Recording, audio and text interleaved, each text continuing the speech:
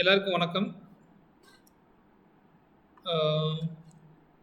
இன்னைக்கு நான் பேசுறது கேக்குதா? எல்லாத்துக்கும் ஆடிபிளா இருக்கா? கேக்குதுங்கண்ணா. Yes sir. Yes sir. கேக்குதுண்ணா. Okay okay. இன்னைக்கு கிளாஸ்ல நம்ம பார்க்க போகிறது எக்ஸசைஸ் ஃபிசியாலஜியில் மெட்டபாலிக் அண்ட் எனர்ஜி சிஸ்டம் அது பார்க்கலாம். மெட்டபாலிசம் அண்டு எனர்ஜி சிஸ்டம் அந்த ஏரியாவில் பார்க்க போகிறோம். முடிஞ்ச அளவுக்கு அதில் கொஞ்சம் பேசிக்கு கொஞ்சம் ஒரு நியூ ஆட் பண்ணலாம். இதோடைய கண்டினியூட்டியை நெக்ஸ்ட் கிளாஸ் நம்ம ஆட் பண்ணலாம். இன்னும் கொஞ்சம் மெட்டீரியல் கொஞ்சம் கலெக்ட் பண்ணிவிட்டு இன்னும் கொஞ்சம் டெப்த்தாக கூட சில விஷயங்கள் சொல்லலாம். ஸோ இன்றைக்கி கிளாஸ்க்கு நம்ம மெட்டபாலிசம், என்ன டைப் ஆஃப் மெட்டபாலிசம் இருக்குது, என்னென்ன கெமிக்கல் ரியாக்ஷன்ஸ் நடக்குது, அப்புறம் ஏடிபி பற்றி, அதில் உள்ள சில ப்ராசஸ் பற்றி, கெமிக்கல் ப்ராசஸ் பற்றி இந்த கிளாஸில் பார்க்க போகிறோம். இந்த கிளாஸு கொஞ்சம் நீங்கள் எல்லாருமே கொஞ்சம் நல்லா கவனிச்சா தான் இது புரியும். இல்லாட்டா ரொம்ப போர் அடிக்கிற மாதிரி தான் தெரியும், ஏதோ வேறு ஏதோ பேசுகிற மாதிரி தெரியும். அதில் கொஞ்சம் சின்சியராக கவனிங்க. அப்புறம் ஏதாவது புரியலன்னா நம்ம அடுத்த ஸ்டேஜ் என்னங்கிறத பார்க்கலாம்.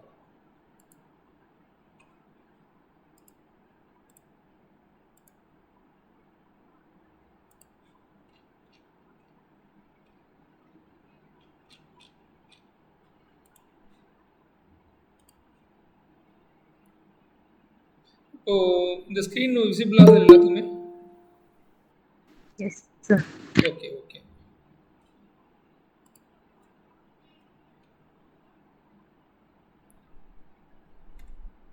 ஸோ இன்றைக்கி நம்ம பார்க்குறது வந்து எக்ஸசைஸ் ஃபிசியாலஜியில் மெட்டபாலிசம் அண்ட் எனர்ஜி ட்ரான்ஸ்ஃபர். இது ஒரு முக்கியமான ஏரியா, ஒரு டஃப்பாக நம்மளுக்கு வந்து இருக்கக்கூடிய ஏரியா. அதாவது நம்ம ஏற்கனவே பார்த்தா ஸ்கெலட்டல் மசிலாக இருந்தாலும் சரி, அதனுடைய கண்டினியூட்டியாக பார்த்ததா இருந்தாலும் சரி, ஒரு டஃப்பான கொஸ்டின் கேட்கணுன்னா அந்த எனர்ஜி மெட்டபாலிசத்தை எடுத்து கேட்கறதுக்கு வாய்ப்பு உண்டு. ஸோ அதை பற்றி நம்ம கொஞ்சம் பார்க்கலாம். ஸோ ஃபஸ்ட் எடுத்தோன்னே இந்த மெட்டபாலிசம்னா என்ன அப்படிங்கிறத நம்ம தெரிஞ்சுக்கணும். மெட்டபாலிசம் அப்படிங்கிறது நம்ம ஃபுட்டை, நம்ம சாப்பிடக்கூடிய சாப்பாடை கெமிக்கல் எனர்ஜியை மாற்றுற அந்த ப்ராசஸ்க்கு பேர் தான் மெட்டபாலிசம்னு சொல்கிறோம். நம்ம சாப்பிட்ற சாப்பாடு நம்ம உள்ளே போய் அது டைஜஸ்ட் ஆகி அது வந்து எனர்ஜி, கெமிக்கல் எனர்ஜியாக மாற்றுற அந்த ப்ராசஸ்க்கு பேர் மெட்டபாலிசம். இந்த மெட்டபாலிசம் அப்படிங்கிறது வந்து 2 காம்ப்ளெக்ஸான ப்ராசஸை சேர்ந்தது தான் நம்ம மெட்டபாலிசம் சொல்கிறோம். அது என்னென்ன மெட்டபாலிசத்தில் 2 என்னென்ன ப்ராசஸ் இருக்குது அப்படின்னா, காம்ப்ளெக்ஸ் ப்ராசஸ் என்ன இருக்குன்னா கெட்டபாலிசம் அண்ட் அனபாலிசம். இந்த question repeated questions. Catabolism and anabolism இதை கிளியராக புரிஞ்சுக்கிட்டா ஈஸி நம்மளுக்கு. இது ரொம்ப சாதாரண ஒரு விஷயந்தான். அதாவது ஒரு பெரிய பொருள் உடஞ்சிச்சு அப்படின்னா கெட்டபாலிசம், உடஞ்ச சின்ன பொருட்கள்லாம் சேர்ந்து பெரிய பொருள் ஆகுது அப்படின்னா அனபாலிசம். நம்ம சாப்பிட்ற சாப்பாடு பிரேக் டவுன் ஆகி சின்ன சின்ன ஸ்மாலர் மாலிகுலாக ஆகி நம்மளுக்கு எனர்ஜி கொடுக்குதுன்னா அது பேர் கெட்டபாலிசம். நம்ம எனர்ஜி உடஞ்சிருச்சு, நான் வந்து ஃபுட்டு எடுத்து அந்த எனர்ஜியை ரீப்ளேஸ் பண்ணுறேன் அப்படின்னா அது பேர் அனபாலிசம். மெட்டபாலிசம்னா நம்ம சாப்பிட்ற சாப்பாடு கெமிக்கல் எனர்ஜியாக மாறுறதுக்கு பேர் மெட்டபாலிசம். அந்த மெட்டபாலிசம்ங்கிறது 2 ப்ராசஸை உள்ளடக்கியது. ஒன்று கெட்டபாலிசம், இன்னொரு அனபாலிசம். கெட்டபாலிசம்ங்கிறது நம்ம சாப்பிட்ற சாப்பாடு உடைஞ்சு எனர்ஜி கொடுக்கறதுக்கு பேர் கெட்டபாலிசம். அப்படி பிரேக் டவுன் ஆனது திருப்பி ரீப்ளேஸ் ஆகி ஒரிஜினல் ஆகிறதுக்கு பேர் அனபாலிசம். 2 விஷயத்தையும் நம்ம புரிஞ்சுக்கணும். அதான் இங்கே இப்போ ஃபஸ்ட்டு கொடுத்துருக்காங்க. ஃபுட்ஸ் ஆர் ஃபஸ்ட்டு டைஜஸ்டட், தென் அப்சர்வ்டு, ஃபைனலி மெட்டபாலிஸ்ட். அதுக்கு தான் ஃபஸ்ட்டு வந்து அது வந்து உள்ளக போகுது, டைஜஸ்ட் ஆகுது, அப்சர்வ் பண்ணுது. ஸ்மால் இன்டெஸ்டைனில் எல்லா எனர்ஜி அப்சர்வ் ஆகுது. அது வந்து கடைசியாக மெட்டபாலிசமாக மாறுது. ஸோ மெட்டபாலிசம் பார்த்தாச்சு. அதுக்கடுத்து மெட்டபாலிசத்தை பற்றி மட்டும் நம்ம சொல்கிறதுக்கு என்னென்ன இருக்குன்னா, மெட்டபாலிசம் வந்து 2 ஃபார்மில் வந்து எனர்ஜியை ரிலீஸ் பண்ணுது. ஒன்று ஹீட் ஃபார்ம், இன்னொன்று chemical energy form. Heat energy and chemical energy. இந்த heat energy and chemical energy, இந்த ஹீட் எனர்ஜி அப்படிங்கிறது யூஸ்ஃபுல் ஃபார் செல். நமக்கு செல்லுக்கு தேவையான ஒரு எனர்ஜி வந்து ஹீட் எனர்ஜி. ஆனால் கெமிக்கல் எனர்ஜிங்கிறது செல்லாலேயே உருவாக்கப்படக்கூடிய எனர்ஜி வந்து கெமிக்கல் எனர்ஜி. ஹீட் அப்படிங்கிறது செல்லுக்காக உருவாக்கப்படுறது, பட் வந்து அது வந்து முழுமையாக செல்லுக்காக பயன்படாது. ஆனால் கெமிக்கல் எனர்ஜிங்கிறது செல்லுக்காக பயன்படும். வந்து செல் அழியணும், செல்லு உருவாகணும், செல்லு திருப்பி அழியணும், செல்லு உருவாகணும். இதுக்கு வந்து கெமிக்கல் எனர்ஜி தேவை. ஆனால் ஹீட் எனர்ஜிக்கு அந்த மாதிரி செல்லுடைய ஃபங்க்ஷன்ஸ்க்காக தேவைப்படாது. ஸோ கெமிக்கல் எனர்ஜி தான் இப்போ நம்ம பார்க்க விஷயங்கள் எல்லாமே கெமிக்கல் எனர்ஜியை பற்றி தான் பார்க்க போகிறோம். இந்த கெமிக்கல் எனர்ஜி ரிலீஸ் ஆகி எப்படி வந்து அடுத்தடுத்த ப்ராசஸ்க்கு போகுது அப்படிங்கிறது. ஸோ இந்த கெமிக்கல் எனர்ஜி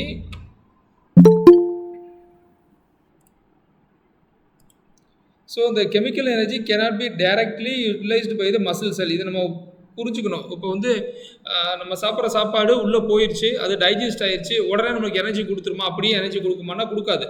அது வந்து கெமிக்கல் எனர்ஜியாக போகும். அந்த எனர்ஜி வந்து டேரெக்டாக உள்ளே யூஸ் ஆகாது. அது வந்து ஒரு கெமிக்கல் எனர்ஜியாக, அந்த கெமிக்கல் எனர்ஜி டைரெக்டாக உடம்புக்கு போய் எனர்ஜி கொடுக்குமா? கொடுக்காது. அது சில ப்ராசஸ்க்கு போகும். ஒரு ஃபார்முக்கு ஆகி அந்த ஃபார்மில் தான் எனர்ஜி கொடுக்கும். அந்த ஃபார்முக்கு பேர், அந்த காம்பவுண்டுக்கு பேர் தான் நம்ம அடினோசின் ட்ரைபாஸ்பேட்னு சொல்கிறோம். அடினோசின் ட்ரைபாஸ்பேட், 3 பாஸ்பேட் சேர்ந்து அடினோசினுக்கு பேர் தான் அந்த ஃபார்ம். ஸோ கெமிக்கல் எனர்ஜியாக உள்ளக்க போனால் கூட அந்த கெமிக்கல் எனர்ஜி நமக்கு டேட்டா எனர்ஜியாக கொடுக்காது. அது ஏடிபி அப்படிங்கிற ஃபார்மில் மாறுத எனர்ஜி கொடுக்கணும். இந்த இடத்துல ஏடிபிங்கிற வார்த்தை ரொம்ப முக்கியம். All the chemical energy directly the muscle cannot directly used, but it will converted into ATP, then automatically it will store in the muscle. Then if you want to use any energy, then the ATP will help to get the energy. அதான் கடைசி form. ஏடிபிங்கிறத கடைசி form. Chemical energy convert ஆன ஃபார்முக்கு பேர் ATP, adenosine triphosphate. இப்போ adenosine ட்ரைபாஸ்பேட்னா என்ன அப்படின்னு பார்த்தோம்னா, இந்த அடினோசின் ட்ரைபாஸ்பேட் வந்து வெரி காம்ப்ளெக்ஸ் காம்பவுண்டு. ஏன்னா இது வந்து அதில் வந்து அடினோசின் இருக்கும், பாஸ்பேட் குரூப்பும் இருக்கும், 2 சேர்ந்தது தான் அது. அதனால தான் அடினோசின் ட்ரைபாஸ்பேட். 3 பாஸ்பேட் இருக்கும், அடினோசின் கூட சேர்ந்துருக்கும். அதனால இது வந்து ஒரு காம்ப்ளெக்ஸ் ஸ்ட்ரக்சர், காம்ப்ளெக்ஸ் காம்பனண்ட். இது வந்து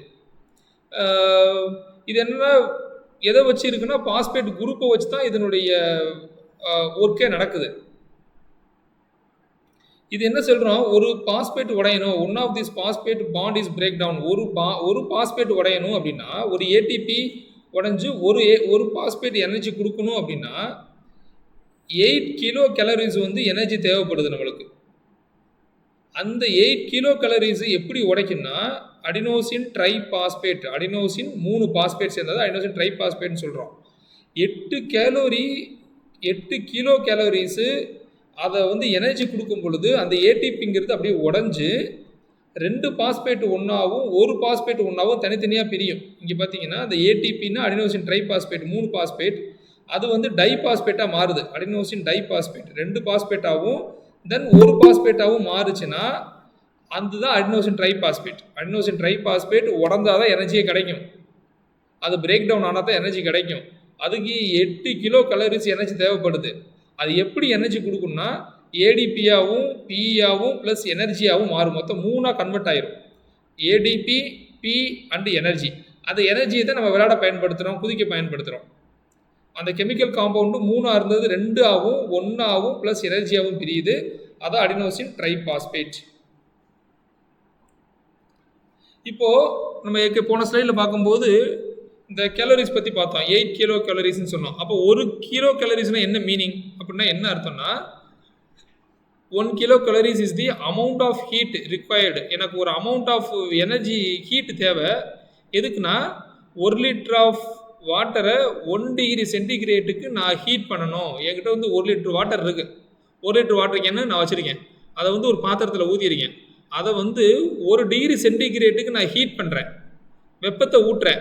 அதுக்கு எனக்கு எவ்வளோ ஹீட்டு தேவைப்படும், எவ்வளோ நான் கேஸ் யூஸ் பண்ணியிருக்கேன், எவ்வளோ ஹீட்டு தேவைப்படுமோ அந்த ஹீட்டுக்கு பேர் தான் கிலோ கேலரிஸ்.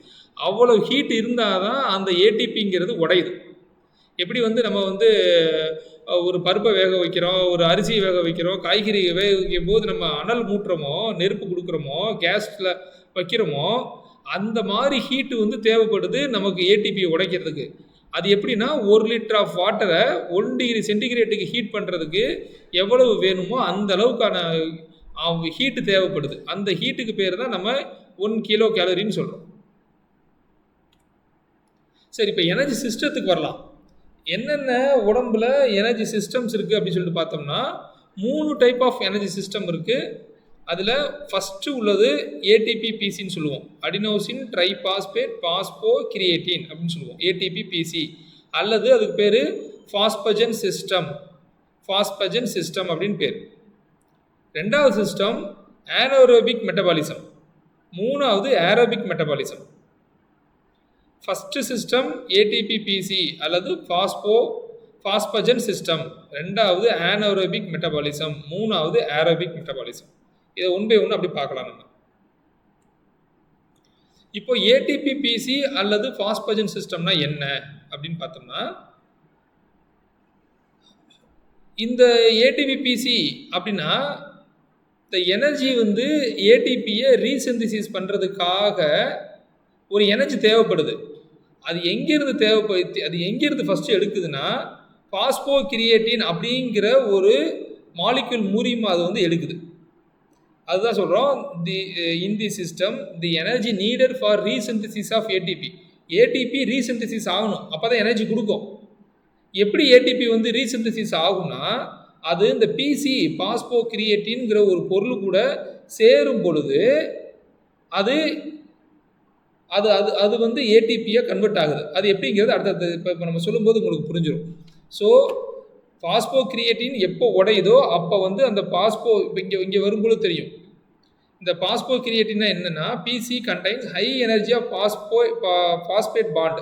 இந்த கிரியேட்டின், இந்த பிசிக்கு என்ன மீனிங்னா பாஸ்போ கிரியேட்டின். இதில் என்ன இருக்குன்னா பாஸ்பேட்டும் இருக்கும், கிரியேட்டின் சேர்ந்து இருக்கும். நம்ம எனர்ஜி கொடுக்கும்போது என்ன செய்யும்னா கிரியேட்டின் தனியாகவும் பாஸ்பேட் தனித்தனியாகவும் பிரியும். கிரியேட்டின் தனியாகவும் பாஸ்பேட் தனியாகவும் பிரியும். அப்போ அந்த கிரியேட்டின் அப்படிங்கிறது என்னவாகும்னா எனர்ஜிக்காக போகும், பாஸ்பேட் தனியாக நிற்கும். இப்போ இந்த பாஸ்பேட்டும் ஏடிபி அடினோசின் டைபாஸ்பேட் அதுவும் சேரும்போது திருப்பி ஏடிபி கன்வெர்ட் ஆகிடும். So PC high energy bond, but it cannot be directly used by the cell. டைரெக்டாக பிசியை யூஸ் பண்ண முடியாது.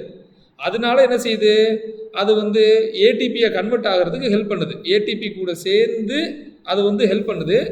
அப்போ ATP is resynthesized from ATP when CP is break down. அதுதான் சொல்கிறாங்க. ஏடிபியாக ஒரு ஏடிபி தனியாக இருக்கும், ஒரு கிரியேட்டின் தனியாக இருக்கும், ஒரு பாஸ்பேட் தனியாக இருக்கும். இந்த கிரியேட்டின் வந்து உடஞ்ச உடனே கிரியேட்டின் எனர்ஜி கொடுக்க ஆரம்பிக்கும். அந்த பாஸ்பேட் தனியாக நிற்கும், ஒரு பாஸ்பேட் தனியாக நிற்கும். ஏடிபி அடினோசின் டைபாஸ்பேட் தனியாக நிற்கும். இது ஏடிபியும் பியும் சேர்ந்தவொடனே திருப்பி ஏடிபியாக மாறிடும். திருப்பி ஏடிபி எனர்ஜி கொடுக்க ஆரம்பிக்கும். அது வந்து ஏடிபி ப்ளஸ் பி ப்ளஸ் எனர்ஜியாக கன்வெர்ட் ஆகும்.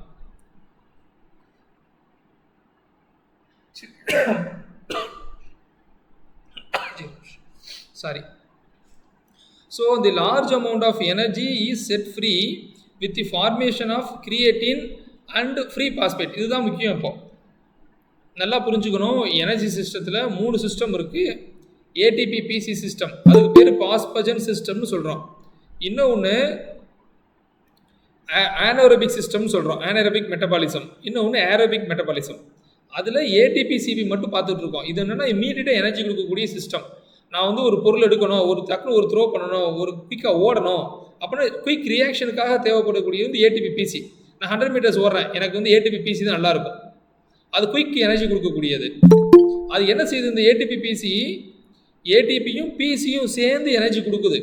இதில் ஏடிபி அப்படிங்கிறது அடினோசின் ட்ரைபாஸ்பேட், பிசிங்கிறது பாஸ்போ கிரியேட்டின். இப்போது இந்த பாஸ்போஜன் சிஸ்டத்தில் இந்த பாஸ்போ கிரியேட்டின் இருக்கேன், இது வந்து உடையும்.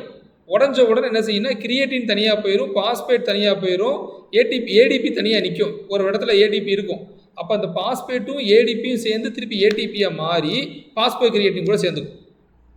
இது வந்து ஒரு ரீசைக்கிள். ஏடிபி இருந்தால் தான் எனர்ஜி கொடுக்க ஆரம்பிக்கும். அதுதான் ஃபஸ்ட்டு சிஸ்டம். ஆனால் இந்த சிபி கிரியேட்டின் பாஸ்பேட் அல்லது பாஸ்போ கிரியேட்டின் ரெண்டு ஒரே மீனிங் தான். இந்த சிபி கிரியேட்டின் பாஸ்பேட் அப்படிங்கிறது மசிலில் இருக்கக்கூடியது, பட் ரொம்ப லிமிட்டடு. என்னால் 100 மீட்டர் ஓட முடியும், 200 மீட்டர் தான் ஓட முடியும். அதே வேகத்தில் அதே எனர்ஜியை வச்சு என்னால் 1500 மீட்டர்ஸ் ஓட முடியாது. அதான் இங்கே சொல்கிறாங்க. ஸோ இந்த phosphocreatine like ATP is stored in the cell. எப்படி வந்து ஏடிபி வந்து செல்லில் மசில் செல்லில் இருக்கோ அதே மாதிரி தான் இருக்குது. But both ATP and PC contain phosphate group. ஏடிபிலையும் பாஸ்பேட் குரூப் தான் இருக்குது, பாஸ்போ கிரியேட்டின்லேயும் பாஸ்பேட் தான் இருக்குது. இது எல்லாம் சேர்ந்து இருக்கிறதுக்கு பேர் பாஸ்போஜன் சிஸ்டம்னு பேர். இந்த சிஸ்டத்துக்கு பேர் பாஸ்போஜன் சிஸ்டம். இம்மீடியட்டாக எனர்ஜி கொடுக்கக்கூடிய சோர்ஸ் அப்படின்னு கேள்வி வந்துச்சுனாலே கண்ணை மூடிட்டு எழுதிடலாம், அது வந்து பாஸ்போ கிரியேட்டின் ஏடிபி பிசி சிஸ்டம். ஆனால் கொஞ்சம் நேரம் தான் எனர்ஜி கொடுக்கும், ரொம்ப நேரம் எனர்ஜி கொடுக்காது. ஆனால் எனர்ஜி குயிக்காக ரிலீஸ் பண்ணும், ஏன்னா அது பிளட் ஸ்ட்ரீம்லேயே இருக்கும். ரொம்ப நேரம் எனர்ஜி கொடுக்காது, குயிக்காக எனர்ஜி கொடுக்கும். ஆனால் எப்படி கொடுக்குதுன்னா பாஸ்போ கிரியேட்டின் ப்ளஸ் ஏடிபி ரெண்டும் சேர்ந்து எனர்ஜி ரெண்டும் சேரும் பொழுது அந்த எனர்ஜி கிடைக்குது. இந்த ஃபார்முலாவை மனப்பாடம் பண்ணிட்டீங்கன்னா ஈஸி. இது வந்து பாஸ்போ கிரியேட்டின். ஏற்கனவே தனியாக ஒரு பாஸ்போ பிசிங்கிறது தனியாக ஒன்று இருக்குது. இது என்ன செய்யுதுன்னா ஏடிபி கூட போய் சேரும் பொழுது அங்கே உடையுது. அது இதனால் இது தனியாக டேட்டா மசில் யூஸ் பண்ண முடியாது. அதனால் ஏடிபி கூட சேருது. ஏடிபி கூட சேரும் பொழுது இது உடஞ்சிருது, பிரேக் டவுன் ஆகுது. எப்படின்னா கிரியேட்டின் தனியாகவும் ஃபாஸ்பேட் தனியாகவும் உடையுது. இது வந்து ஃபாஸ்பேட், இது கிரியேட்டின் ப்ளஸ் எனர்ஜி. இந்த எனர்ஜியை வந்து உடம்பு யூஸ் பண்ணிக்குது. நம்ம மசில்ஸ் யூஸ் பண்ணுது இந்த எனர்ஜியை. இந்த கிரியேட்டின் தனியாக போயிடும், பாஸ்பேட் தனியாக போயிடும். இந்த பாஸ்பேட் என்ன செய்யுது, திருப்பி ஏடிபி கூட ஜாயின் பண்ணுது. இந்த ஏடிபி கூட ஜாயின் பண்ண உடனே ATP plus P plus energy, இந்த எனர்ஜி வந்து உடம்புலேருந்து கிடைக்கக்கூடிய எனர்ஜி. இந்த எனர்ஜி இது ஸ்மால் எனர்ஜியை தேவைப்படும். இது கன்வெர்ட் ஆகிறதுக்காக கொஞ்சமாக எனர்ஜி எடுத்துக்கும். இந்த எனர்ஜி எல்லாம் சேர்ந்து 3 திருப்பி ஏடிபியாக கன்வெர்ட் ஆகுது. திருப்பி ஏடிபி என்ன செய்யும், ஏடிபி ப்ளஸ் பியாக கன்வெர்ட் ஆகிடும். இப்போ இந்த ATP PC system does not require oxygen. இது முக்கியமான வார்த்தை, நீங்கள் தெரிஞ்சுக்க வேண்டியது. ஏரோபிக் சிஸ்டம் வரும்பொழுது தான் ஆக்சிஜன் தேவைப்படும். ஏடிபி பிசி சிஸ்டத்துக்கு there is no need of oxygen. Oxygen இல்லாமல் ஒர்க் பண்ணக்கூடிய ஒரு எனர்ஜி சிஸ்டம் தான் ஏடிபி பிசி சிஸ்டம். இப்போ பவர்ஃபுல் ஸ்டார்ட் பண்ணணும், ஸ்ப்ரிண்ட் ஈவெண்ட் ஸ்டார்ட் பண்ணணும், ஹை ஜம்ப் பண்ணணும். நான் ஏற்கனவே சொன்னேன், குயிக்காக செய்யக்கூடிய ஆக்டிவிட்டி எல்லாமே ஏடிபி பிசி சிஸ்டத்துக்கு தான் இருக்கும். இதுதான் குயிக் எனர்ஜி கொடுக்கக்கூடியது. குயிக் எனர்ஜி கொடுக்கக்கூடியது ஏடிபி பிசி சிஸ்டம். இது ஃபர்ஸ்ட் லெவல் சிஸ்டம். நம்ம இதில் கொஞ்சம் டெப்த்தாக படிக்கலாம். படிக்கிறது அடுத்த கிளாஸஸ் ஏதாவது டைம் இருந்துச்சுன்னா இன்னும் கொஞ்சம் இதுலேருந்து இன்னும் கொஞ்சம் டெப்த்தாக போகலாம். ஃபஸ்ட்டு இந்த லெவலில் அண்டர்ஸ்டாண்ட் பண்ணிக்கோங்க, அப்புறம் அடுத்தடுத்த லெவலுக்கு போகலாம். அதுக்கடுத்து பார்க்குறது கார்போஹைட்ரேட் மெட்டபாலிசம். இந்த கார்போஹைட்ரேட் மெட்டபாலிசம் என்ன சொல்லுதுன்னா, எங்கேருந்து ஆரம்பிக்குதுன்னா, அது வந்து பிளட் ஸ்ட்ரீம்லேருந்து ஆரம்பிக்குது. ஏடிபி பிசிங்கிறது இது எங்கேருந்து ஆரம்பிக்குதுன்னா செல் மெம்பரேன்லேருந்து ஆரம்பிக்குது. கார்போஹைட்ரேட் உடம்புல டிஃப்ரெண்ட் ஃபார்மில் ஸ்டோர் ஆகுது. அது கார்போஹைட்ரேட்டாக இருக்கலாம், சுகராக இருக்கலாம், குளுக்கோஸாக இருக்கலாம், கிளைக்கோஜனாக இருக்கலாம், எது வேணாலும் இருக்கலாம். ஆனால் கடைசியாக என்ன பொருளாக மாறும்னா குளுக்கோஸாக தான் மாறும். செல் மெம்பரேனில் குளுக்கோஸாக தான் மாறும். அந்த குளுக்கோஸு ஏடிபியாக ஜென்ரேட் ஆகும். இப்போ பாருங்கள், all the carbohydrates are converted to simple sugar குளுக்கோஸாக மாறும். பெரிய காம்பவுண்டாக இருந்தால் கூட அது வந்து கொஞ்சம் கொஞ்சமாக உடஞ்சி சின்னதாக மாறும். அதான் சிம்பிள் சுகர் குளுக்கோஸ். அது வந்து ஏடிபிக்காக இருக்கலாம், அல்லது வந்து லிவர் அல்லது மசில் கிளைகோஜன் எங்கே வேணாலும் நமக்கு ஸ்டோர் ஆகிருக்கலாம். அது எங்கேனா லிவர்லேயும் இருக்கலாம், மசில் கிளைகோஜன்லேயும் ஸ்டோர் ஆகிருக்கலாம். எதுக்கான அடுத்த யூஸுக்காக. இப்போ நம்ம வந்து கார்போஹைட்ரேட் நம்ம வந்து ஒரு அரிசி சாப்பிட்றோம், அரிசி பொருள் சாப்பிட்றோம், அது வந்து உடம்புல வருது. நான் இமீடியட்டாக யூஸ் பண்ணுறேன்னா அந்த குளுக்கோஸ் வந்து என்ன செய்யும்னா கார்போஹைட்ரேட், அந்த ரைஸுங்கிறது கார்போஹைட்ரேட் தானே, அது இமீடியட்டாக எனர்ஜி கொடுத்துருச்சுன்னா செலவழிஞ்சிடும். அப்படி இல்லைன்னா என்ன செய்யும், உடம்புல போய் ஸ்டோர் ஆகும், ஸ்ட்ரீமில் இருக்கும், பிளட் ஸ்ட்ரீமில் இருக்கும். அதுவும் நம்ம யூஸ் பண்ணலைன்னா லிவர்லையும் மசில்லையும் போய் ஸ்டோர் ஆயிரும். அப்படி ஸ்டோர் ஆச்சுன்னா அந்த கார்போஹைட்ரேட்டுக்கு பேர் கிளைக்கோஜன்னு பேர். எதுக்காகனா ஃபர்தர் யூஸ், பெரிய தேவை வரும்பொழுது அதை நான் பயன்படுத்திக்குவேன். அதுக்காக உள்ளது. அந்த ஃபார்முக்கு பேர் தான் கிளைகோஜன் அப்படிங்கிறது பேர். ஸோ எல்லாமே இதுக்கு எல்லாம் இது கார்போஹைட்ரேட்டு, சுகரு இது எல்லாமே அதுக்கு பேர் தான் சிம்பிள் சுகர்னு. நம்ம இதிலே வந்து நம்ம மோனோசாக்கரைட்ஸ், டைசாக்கரைட்ஸ், பாலிசாக்கரைட்ஸ் தனித்தனியாக பிரிப்போம். மோனோனா 1, டைனா 2, பாலிசாக்கரைட்ஸ்னா 3 அப்படி பிரிப்போம். அதனுடைய காம்ப்ளெக்சிட்டியை வச்சு பிரிப்போம். நம்ம அந்த லெவலுக்கு போக வேண்டாம். இப்போதைக்கு இது மட்டும் புரிஞ்சா போதுமானது. சரி, இதில் ஒரு வார்த்தை வந்து கிளைகாலிசிஸ். இதில் இன்னும் சில வார்த்தைகள் இருக்குது. கிளைகாலிசிஸு, கிளைகாஜினாலிசிஸு, அந்த மாதிரி இன்னும் சில வார்த்தைகள் இருக்குது. டைம் இருந்துச்சுன்னா பின்னால் பேசலாம் நம்ம. இதில் கிளைகாலிசிஸ் அப்படிங்கிற வார்த்தையை தெரிஞ்சுக்கணும் நம்ம. கிளைகாலிசிஸ்னால் என்ன? இதுதான் கார்போஹைட்ரேட் மெட்டபாலிசத்தினுடைய ஃபர்ஸ்ட் ஸ்டெப்பு. என்னென்னா கிளைகாலிசிஸ்னால் என்னென்னா ஒரு 6 கார்பன் மாலிக்யூல் இருக்கும். ஒரு குளுக்கோஸில் 6 கார்பன் மாலிக்யூல் இருக்கும். அந்த 6 கார்பன் மாலிக்யூல் 3 கார்பன் ஒன்றாவும் இன்னொரு கார்பன் ஒன்றாவும் பிரேக் டவுன் ஆகும். ஒரு குளுக்கோஸ் மாலிக்யூலில் 6 கார்பன் இருக்கும். அந்த 6 கார்பனில் 3 கார்பன் ஒரு பக்கமும் இன்னொரு 3 கார்பன் ஒரு பக்கமும் போச்சுன்னா அதுக்கு பேர் கிளைகாலிசிஸ்னு பேர். ஸோ ஒரு குளுக்கோஸ் 2 ஃபார்மாக பிரியறதுக்கு பேர் கிளைகாலிசிஸ். சரி, இது என்ன செய்யுதுன்னா மசிலில் போய் டக்குன்னு ரீச் ஆயிடுது. மசில் ரீச் ஆன உடனே இது என்ன செய்யுது? ஏடிபி கூட சேர்ந்து ரியாக்ட் ஆகி குளுக்கோஸ் வந்து 6 பாஸ்பேட்டாக கன்வெர்ட் ஆயிடுது. இந்த குளுக்கோஸ் 6 பாஸ்பேட்டாக கன்வெர்ட் ஆயிடுது. எப்போ 3 கார்பன் தனியாக பிரிஞ்சு போனது உடம்புக்குள்ளே போய் செல்லுக்குள்ளே போய் ஃபார்ம் ஆகி ஏடிபி கூட சேர்ந்து குளுக்கோஸ் ப்ளஸ் 6 பாஸ்பேட்டாக கன்வெர்ட் ஆயிடுது. இந்த ப்ராசஸுக்கு பேர் பாஸ்போரிலேஷன்னு பேர். ஏடிபி கூட போய் சேர்றதுக்கு பேர், குளுக்கோஸ் வந்து ஏடிபி கூட சேர்றதுக்கு பேர், குளுக்கோஸும் ஏடிபியும் சேர்ந்து ஒரு ஃபார்ம் ஆகிறதுக்கு பேர் phosphorylation. So glycolysis, phosphorylation. Glucose ATP கூட சேர்ந்த பாஸ்போரிலேஷன். கார்போஹைட்ரேட் மெட்டபாலிசத்தில் நம்ம 6 கார்பன் 3 பிரியறதுக்கு பேர் கிளைகாலிசிஸ். சரி, இதில் ஆனோரோபிக் கிளைகாலிசிஸ் எங்கே நடக்குது அப்படின்னா சார்கோபிளாசம் ஆஃப் த செல். ஆனோரோபிக் கிளைகாலிசிஸ் நடக்கிற இடம் வந்து சார்கோபிளாசம் ஆஃப் த செல், மசில் செல்லில் சார்கோபிளாசத்தில் நடக்குது. இந்த ஆனோரோபிக் கிளைகாலிசிஸ் என்னென்னா 12 சீக்வென்ஷியல் கெமிக்கல் ரியாக்ஷன் நடக்கக்கூடிய ஒரு part. 12 separate sequential chemical reactions நடக்குது. எதுலன்னா ஆனோரோபிக் கிளைகாலிசிஸில். இதில் specific enzymes present in the sarcoplasm. சார்கோபிளாசமில் இதுக்குன்னு உள்ள என்சைம் இருக்கிறதுனால இந்த கெமிக்கல் ரியாக்ஷன் நடக்குது. இந்த glycogen phosphorylase and phosphofructokinase are 2 major enzymes that determine the rate of glycogen breakdown. இப்போ கார்போஹைட்ரேட்டை நான் இமீடியட்டாக யூஸ் பண்ணாமல் என் உடம்புல ஸ்டோர் ஆயிடுச்சு, என் லிவர்லையும் மசில்லையும் ஸ்டோர் ஆயிடுச்சு, அதுக்கு பேர் கிளைகோஜன்னு பேர். இந்த கிளைகோஜன் நல்லா கெட்டி ஆயிடுச்சுன்னு வச்சுக்கோங்களேன். இதை உடைக்கிறதுக்கு ஆள் வேணும்ல, ஒரு என்சைம் வேணும்ல, அந்த என்சைம் பேர் தான் பாஸ்போரிலேஸ் அண்டு பாஸ்போஃப்ரக்டோகைனேஸ். இது 2 என்சைம். இந்த 2 என்சைம் தான் கிளைகோஜனை உடைக்கிறதுக்கு பயன்படக்கூடிய என்சைம். ஒன்று பாஸ்போரிலேஸ், இன்னொன்று பாஸ்போஃப்ரக்டோகைனேஸ். இது மறக்கக்கூடாது. இந்த question repeated question. Phosphorylase, phosphofructokinase கிளைகோஜனை பிரேக் டவுன் பண்ணுறதுக்கு தேவையான என்சைம், முக்கியமான என்சைம்.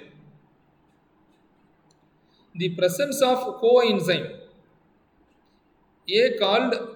சரி, இதில் வந்து இன்னொரு கோஎன்சைம் வருது. இதெல்லாம் மேஜர் என்சைம்ஸு. கோஎன்சைமும் தேவைப்படுது. இது கூட இன்னும் ஒரு கோஎன்சைம்னு என்ன சொல்கிறது, நம்ம உதவி பொருள்னு சொல்கிறோம்ல, அந்த மாதிரி உதவி என்சைமும் தேவைப்படுது. அது என்னென்னா நிக்கோடைனமைடு அடினைன் டைநிக்ளோடைடு, NADன்னு சொல்லுவோம். இது வந்து ஹெல்ப் பண்ணுது அந்த கெமிக்கல் ரியாக்ஷன் நடக்கிறதுக்கு. ஸோ கிளைகோஜன் பிரேக் டவுன் ஆகிறதுக்கு நம்மளுக்கு மொத்தம் 2 மேஜர் என்சைம் தேவை. அது பாஸ்போரிலேஸ், பாஸ்போஃப்ரக்டோகைனேஸ். ஒரு கோ என்சைம் தேவை. அது நிக்கோடைனமைடு அடினைன் டைநிக்ளியோடைடு, NAD அப்படின்னு பேர். ஸோ 3 விஷயத்தை பற்றி பார்த்துருக்கோம் நம்ம. சரி, இப்போது குளுக்கோஸ் வந்து பிரேக் டவுன் ஆயிடுச்சு, குளுக்கோஸ் வந்து உடஞ்சிருச்சு. அப்போ எனர்ஜி ரிலீஸ் ஆயிடுது. அப்போ எனர்ஜி ரிலீஸ் ஆனவொன்னு என்ன செய்யுது? ஏடிபி வந்து ரீசிந்தசிஸ் ஆகுது. ஏடிபி வந்து திருப்பி மறுபடியும் உருவாகுது. அப்போ என்ன செய்கிறோம் நம்ம மூணு கார்பன் தனியாகவும் போகுது. அதுக்கு பேர் கிளைகாலிசின்னு சொல்கிறோம். அப்போது இது ரெண்டும் உறைஞ்சு வரக்கூடிய அந்த இடத்துக்கு எத்தனை ஏடிபி நமக்கு எனர்ஜி கிடைக்குதுன்னா 2 ஏடிபி மாலிக்யூல் அது ப்ரொடியூஸ் ஆகுது. ஒரு சிங்கிள் குளுக்கோஸ் மாலிக்யூல் உடையிறதுனால நமக்கு கிடைக்கக்கூடிய ஏடிபி எத்தனைனா 2 ஏடிபி. 2 ஏடிபி எப்போ கிடைக்குதுன்னா ஒரு குளுக்கோஸ் பாண்டு பிரேக் டவுன் ஆகிறதுனால, அதாவது கிளைகாலிசிஸ் நடக்கிறதுனால கிடைக்கக்கூடிய ஏடிபி 2 ஏடிபிஸ் ஒரு சிங்கிள் குளுக்கோஸ். அப்புறம் தி end product of the anaerobic glycolysis, இதனுடைய கடைசி பொருள் என்னவா கிடைக்கும்னா பைருவிக் ஆசிட்னு பேர். அந்த ஆசிட் பேர் the end product of the anaerobic glycolysis pyruvic acid, which is converted to lactic acid when oxygen supply is not available. ரொம்ப ஈஸியாக புரிஞ்சுக்கணும். ஆனோரபிக் கிளைகாலிசிஸ் நடக்குது, நான் அதோட ஓடுறதை நிப்பாட்டிட்டேன், விளையாடுறதை நிப்பாட்டிட்டேன், எனக்கு ஆக்சிஜன் தேவையில்லை, நான் அதோட நிப்பாட்டிட்டேன்னா எனக்கு கிடைக்கக்கூடிய பை ப்ராடக்ட்டுக்கு பேர் லாக்டிக் ஆசிட். இங்கே இருக்கு பாருங்கள், இந்த லாக்டிக் ஆசிட். இல்லை நான் ஈவெண்ட்டை கண்டினியூ பண்ண போகிறேன், எனக்கு ஆக்சிஜன் சப்ளை தேவைப்படுது, ஆக்சிஜனை யூஸ் பண்ணி நான் அடுத்த ஈவெண்ட் பண்ண போகிறேன் அப்படின்னா, ஈவெண்ட்டை கண்டினியூ பண்ணுறேன் அப்படின்னா அந்த என் ப்ராடக்ட் பேர் பைருவிக் ஆசிட். ரொம்ப ஈஸியாக புரிஞ்சுக்க வேண்டிய விஷயம் அது. இந்த லாக்டிக் ஆசிட்டு ஃபெட்டிக்கை நம்ம ஓடின மசில்லாம் பிடிக்குது, மசில் டைட் ஆயிடுச்சு, மசிலில் பெயின் இருக்குது, குத்துற மாதிரி பெயின் வருதுன்னா லாக்டிக் ஆசிட் ஃபார்ம் ஆயிடுச்சுன்னு சொல்லுவோம்ல, அதான் அதோடைய பை ப்ராடக்ட். ஏன்னா அங்கே ஆக்சிஜனை யூஸ் ஆகலை. இதே நீங்கள் ஆக்சிஜனை யூஸ் பண்ணியிருந்தீங்கன்னா இந்த லாக்டிக் ஆசிட்டுங்கிறது என்னவா இருக்குன்னா பைருவிக் ஆசிட்டாக மாறி அது அடுத்த லெவலுக்கு போக ஆரம்பிக்கும், ஏரோபிக் பாத்வேக்கு போய் எனர்ஜி கொடுக்க ஆரம்பிக்கும். So anaerobic glycolysis complete with byproduct. It may be a lactic acid or pyruvic acid. If you don't consume the oxygen, this is called as lactic acid. If you will consume the oxygen, then it will convert to pyruvic acid. The pyruvic acid will help to go for aerobic metabolism. இதுதான் இதில் உள்ள process. ரொம்ப பேசிக்காக தான் சொல்கிறேன். இப்போ நான் இங்கே பாருங்கள், இது பிளட் ஸ்ட்ரீமு, இது ஒரு குளுக்கோஸு 6 கார்பன் ஆட்டம்ஸ் இருக்குது. இந்த 6 கார்பன் ஆட்டம்ஸு 3 கார்பன் ஆட்டம்னா பிரியுது, 3 பிரியுது, 3 கார்பன் ஆட்டமாக பிரியுது. அந்த 3 கார்பன் ஆட்டம்ஸு இங்கே வருது, இது இங்கே லாக்டிக் ஆசிட்டாக கன்வெர்ட் ஆகிடுது. லாக்டிக் ஆசிட்டாக மாறலைன்னா பைருவிக் ஆசிட்டாக கன்வெர்ட் ஆகிடுது. இது பண்ண வேண்டாம், இது மட்டும் புரிஞ்சுட்டா போதும் இப்போதைக்கு. இந்த ஒரு குளுக்கோஸு 6 கார்பன் மாலிக்யூல் உள்ளது, 3 பிரியுது. அந்த 3 பிரிஞ்சு கடைசியாக வரும்போது லாக்டிக் ஆசிட்டாக மாறுது, இல்லைன்னா பைருவிக் ஆசிட்டாக மாறுது. 2 லாக்டிக் ஆசிட்டாக மாறலாம் அல்லது 2 பைருவிக் ஆசிட்டாக மாறலாம். இப்போ ஏரோபிக் மெட்டபாலிசம் போகலாம். ஏரோபிக் மெட்டபாலிசம்னா இது வரைக்கும் ஆனோரபிக் தான் பார்த்துக்கிட்டு இருந்தோம். ஆனோரபிக் அதோட முடிஞ்சிருச்சு, அந்த ஆனோரபிக் கிளைகாலிசிஸோட முடிஞ்சிருச்சு. இப்போ ஏரோபிக் மெட்டபாலிசம் போகிறோம் அப்படின்னா in the presence of sufficient amount of oxygen sufficient இருக்குது அப்படின்னா 1 molecule of glycogen is completely break down into, அது என்ன செய்யுதுன்னா ஒரு கிளைகோஜன் எடுக்குது. இப்போ இது வரைக்கும் நம்ம குளுக்கோஸை பற்றி மட்டும்தான் பேசிக்கிட்டு இருந்தோம், இப்போ கிளைகோஜனை பற்றி பேசுகிறோம். ஏன்னா ஏரோபிக் மெட்டபாலிசம் உடம்புல ஸ்டோராக இருக்கக்கூடிய குளுக்கோஸ், ரொம்ப நாளாக யூஸ் பண்ணாத குளுக்கோஸ் இப்போ எடுக்க நம்ம எனர்ஜி கொடுக்க ஆரம்பிக்குது. செகண்ட் ஸ்டேஜ் வருது. அந்த ஸ்டேஜில் ஒரு கிளைகோஜன் மாலிக்யூல் எடுத்து உடைய ஆரம்பிக்குது. அது எப்படி உடையுதுன்னா பிரேக் டவுன் ஆகும் பொழுது கார்பன் டை ஆக்சைடாக போயிடுது, வாட்டராக போயிடுது. அப்புறம் sufficient energy to resynthesis 38 molecule of ATP. இது ரொம்ப புரிஞ்சுக்கணும். இது பார்க்கும்போது 2 ஏடிபி தான் பேசணும் நம்ம. ஆனால் இப்போ பேசும்பொழுது எத்தனை ஏடிபி வருதுன்னா 38 ஏடிபி கிடைக்குது. ஒரு கிளைகோஜன் மாலிகுலை உடைக்கும் பொழுது கிடைக்கக்கூடிய ஏடிபி 38. ஆனால் ஏரோபிக் கிளைகாலிசிஸில் கிடைக்கக்கூடிய ஏடிபி 2 ஏடிபி. அதில் எண்டு ப்ராடக்ட்டு கிடச்சிச்சு. இதில் கார்பன் டை ஆக்சைடு வாட்டரும் வெளியில் போயிடுது. பிரேக் டவுன் ஆகி கார்பன் டை ஆக்சைடு தனியாகவும் வாட்டர் தனியாகவும் போயிடுது. 38 ஏடிபி நம்மளுக்கு கிடைக்குது. அந்த 38 ஏடிபியும் நம்மளுக்கு எனர்ஜி கொடுக்கறதுக்கு ப்ராசஸுக்கு ஹெல்ப் பண்ணுது. When oxygen is available, lactic acid formed as a result of the incomplete breakdown of glucose in anaerobic glycolysis is quickly converted back to pyruvic acid தான் சொன்னேன் நான். யூஸ் பண்ணல லாக்டிக் ஆசிட், ஆனால் குளுக்கோஸை நம்ம ஆக்சிஜனை convert நம்ம use பண்ணும் பொழுது அந்த லாக்டிக் ஆசிட் என்ன செய்யுதுன்னா பைருவிக் ஆசிட்டாக மாறி அதுவும் எனர்ஜி கொடுக்க ஆரம்பிக்குது. இன் anaerobic metabolism 3 carbon pyruvic acid, இதை தான் நம்ம இங்கே பார்த்தோம். இந்த 3 கார்பன் பைருவிக் ஆசிட் இங்கே இருக்கு பாருங்க, 3 கார்பன் ஆட்டம்ஸ் இருக்கு. என்னவா மாறுதுன்னா கார்பன் டை ஆக்சைடாகவும் ஹைட்ரஜனாகவும் மாறிடுது. ஹைட்ரஜன் கார்பன் டை ஆக்சைடு ஹைட்ரஜனாக மாறி எங்கே போகுதுன்னா கிரெப்ஸ் சைக்கிளுக்கும் எலக்ட்ரான் டிரான்ஸ்போர்ட் சிஸ்டத்துக்கும் உள்ள போகுது. கிரெப்ஸ் சைக்கிள்னா என்ன, இது எங்கே நடக்குதுன்னா மைட்டோகாண்ட்ரியால் நடக்குது. இப்போ நம்ம ஒன்று ஒவ்வொரு ப்ராசஸும் ஒவ்வொரு இடத்துல நடக்குது, அதை நம்ம பேசிகிட்டே வந்துட்டு இருக்கோம். ஆக்சுவலி இது வரைக்கும் மைட்டோகாண்ட்ரியா நடக்கிறது, கிரெப்ஸ் சைக்கிள் வந்து மைட்டோகாண்ட்ரியா ரொம்ப டெப்த்தாக உள்ளே நடக்குது. இப்போ இந்த கிரெப்ஸ் சைக்கிளுக்கு இன்னொரு பேர் என்ன சொல்கிறாங்கன்னா citric acid cycle or tricarboxylic cycle. இது நல்லா ஞாபகம் வச்சுக்கோங்க. சிட்ரிக்ஸ் ஆசிட் சைக்கிள்னாலும் அதே தான், ட்ரை கார்போக்சிலிக் சைக்கிள்னாலும் அதே தான். 3 carbon pyruvic acid 3 carbon pyruvic acid molecule break down to carbon dioxide and hydrogen.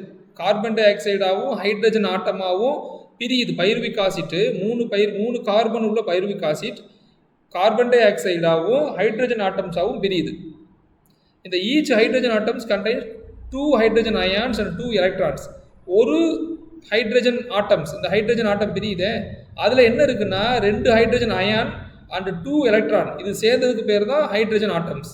ஒரு ஹைட்ரஜன் ஆட்டம்ல என்ன இருக்குன்னா ஹைட்ரஜன் அயான்ஸ் இருக்குது, எலக்ட்ரான்ஸ் இருக்குது. when CO is removed from the pyruvic acid, இந்த CO ரிமூவ் ஆகும் பொழுது இது வந்து கோஎன்சைம் கூட சேர்ந்தது. கோஎன்சைம் கூட சேர்ந்து கோஎன்சைம் ஏ கூட சேர்ந்து, அதான் ஏன்னா அசிடைல் கோ ஏ அப்படின்னு சொல்லுவாங்க. இந்த கோஎன்சைம் அசிடைல் கூட சேர்ந்து 2 கார்பன் அசிடைல் கோஎன்சைம் ஏன்னு கன்வெர்ட் ஆயிடுது. இது கொஞ்சம் நீங்கள் புரிஞ்சுக்கிட்டா ஈஸி. கோஎன்சைம் ஏ, இந்த கோஎன்சைம் ஏ வந்து எனர்ஜி கொடுக்கும். இந்த ஹைட்ரஜன் ஆட்டம்ஸ், ஒரு ஹைட்ரஜன் ஆட்டம்ஸ் என்ன இருக்குன்னா 2 ஹைட்ரஜன் அயான்ஸும் 2 எலக்ட்ரான்ஸும் இருக்குது. இது வந்து ஹைட்ரஜனில் உள்ளது, இதை விட்டுருங்க. அதுக்கு வந்து CO வரும். CO வந்து பைருவிக் ஆசிட்லேருந்து ரிமூவ் ஆன உடனே அது எதுக்குள்ளே போய் சேருதுன்னா அந்த CO கோஎன்சைம் கூட போய் சேருது, கோஎன்சைம் ஏ கூட சேருது. அது சேரும்பொழுது என்னவா கன்வெர்ட் ஆகுதுன்னா 2 கார்பன் அசிடைல் கோ ஏ அப்படின்னு கன்வெர்ட் ஆயிடும். இந்த 2 கார்பன் அசிடைல் கோ ஏ இருக்க கோஎன்சைம் ஏ இருக்கே, அது கிரெப்ஸ் சைக்கிளில் போய் ஒரு கெமிக்கல் ரியாக்ஷன் நடக்குது. அது CO மாலிக்யூலாகவும் 4 additional hydrogen ions remove ஆகி அப்புறம் அடிஷனலாக இன்னும் 2 மாலிக்யூல் நம்மளுக்கு 2 ATP எனர்ஜி கொடுக்குது எலக்ட்ரான் சிஸ்டத்துக்குள்ள போன பின்னால். இந்த CO produce diffuses into blood. நம்ம இந்த CO என்ன செய்யுது, பிளட்டுள்ள கலந்த உடனே கார்பன் டை ஆக்சைடு வெளியில் போயிடுது. கார்பன் டை ஆக்சைடு நம்ம லங்ஸ் மூலியமாக எக்ஸ்பிரேஷன் மூலியமாக வெளியில் போயிடுது. அந்த கார்பன் அப்படி வெளியில் போயிடுது. அது இந்த எலக்ட்ரான்ஸும் இந்த ஹைட்ரஜன் அயன்ஸ் மிச்சம் இருக்குல்ல, அது கிரெப்ஸ் சைக்கிளில் போய் டிரான்ஸ்போர்ட் சிஸ்டத்துக்குள்ளே போய் இது NAD அண்ட் ஃப்ளாவின் அடினைன் டைநியூக்ளியோடைடு கூட சேர்ந்துக்குது. இவ்வளோ ப்ராசஸ் நடக்குது. கொஞ்சம் அப்படி புரிஞ்சுட்டே வாங்க. இது இந்த ஸ்லைட்ஸை வேணால் நான் பின்னால் தாரேன், கொஞ்சம் படித்து பார்த்தா புரியும். நமக்கு தெரிஞ்சுக்க வேண்டியது Krebs cycle, electron transport system. அதில் வந்து எலக்ட்ரான் ஆட்டம்ஸ் என்ன பண்ணுது, எலக்ட்ரான் அயன்ஸ் என்ன பண்ணுது, கார்பன் டை ஆக்சைடு என்ன பண்ணுது, இதை தெரிஞ்சுக்கணும். நம்ம இது வரைக்கும் பார்த்தது எல்லாமே நம்ம aerobic metabolism, anaerobic metabolism, ATP, PC இதை பற்றி பேசணும். இப்போ புரோட்டீன் மெட்டபாலிசம் பற்றி பேசலாம். புரோட்டீன் மெட்டபாலிசம் அப்படிங்கிறது நல்லா தெரிஞ்சுக்கணும். எப்போவுமே புரோட்டீன் வந்து எனர்ஜி கொடுக்கறதுக்கு ஹெல்ப் பண்ணாது, ஆனால் எனர்ஜி கொடுக்காது, ஆனால் எனர்ஜி கொடுக்கறதுக்கு ஹெல்ப் பண்ணும். அதான் energy available from break down of protein is about 5 to 10% of total requirement of energy. Endurance event அப்போ புரோட்டீன் எனர்ஜி கொடுக்காது, எனர்ஜி கொடுக்கறதுக்கு ஹெல்ப் பண்ணும். இங்கே பாருங்கள், construction of new body tissue cells. நம்ம ஒர்க் பண்ணும் பொழுது எப்படியெல்லாம் அந்த மெட்டபாலிசத்துக்கு தேவையானதோ அதை மெட்டபாலிசத்துக்கு ஹெல்ப் பண்ணக்கூடியது இந்த protein. Each protein molecules consist of complex chains of. இதில் என்னென்ன இருக்குது புரோட்டீன்லனா கார்பன், ஆக்சிஜன், ஹைட்ரஜன், நைட்ரஜன்.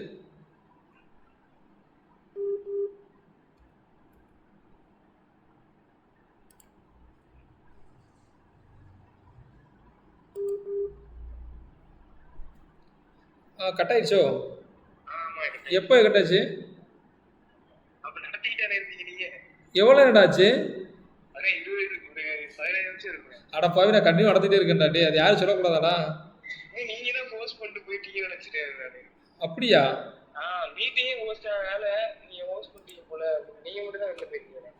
அப்படியா? ஐயோ, அது பார்க்கல நான். ரொம்ப பேர் இல்லையோ? ஓ, மெசேஜ் ஒன்று போடவா? இது இங்கேயே நெட்டு கட் ஆயிடுச்சு போல. அந்த மொபைலில் உள்ள நெட்டு இருக்கே, அது இருக்கே அவைலபிள்.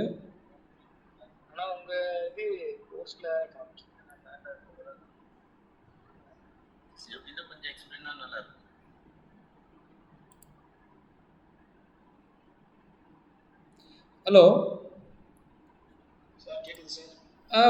எவ்வளோ நேரம் ஆச்சு? ஆக்சுவலி நான் நெட் இருக்குன்னு சொல்லிட்டு நான் என்னுடைய லேப்டாப் எடுத்துகிட்டே இருக்கேன், நான் பார்க்கவே இல்லை. எவ்வளோ நேரம் ஆச்சு கட் ஆகி? எந்த இதில் கட் ஆச்சு? எந்த இதில் கட் ஆச்சு சார்? எந்த இதில் நெட்டு கட் ஆச்சு?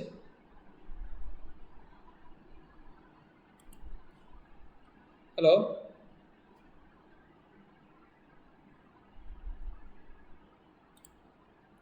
சார் எந்த இதில் நெட் கட் ஆச்சு சார்? கிளைகோஜன் வந்து கார்பனேட் மெட்டபாலிசம். எதுல சார்?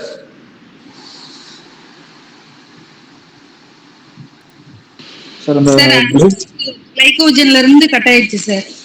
கிளைகோஜன்ல இருந்து கட் ஆயிடுச்சுங்களா? நான் ஸ்லைடு கொண்டு வரேன் பாருங்க. எந்த ஸ்லைடு சொல்லுங்க. எஸ் சார், ஸ்லைடு ஆக்சுவலி தெரியல. இப்போ தெரியுதா சார்? நெக்ஸ்ட்ங்க சார்.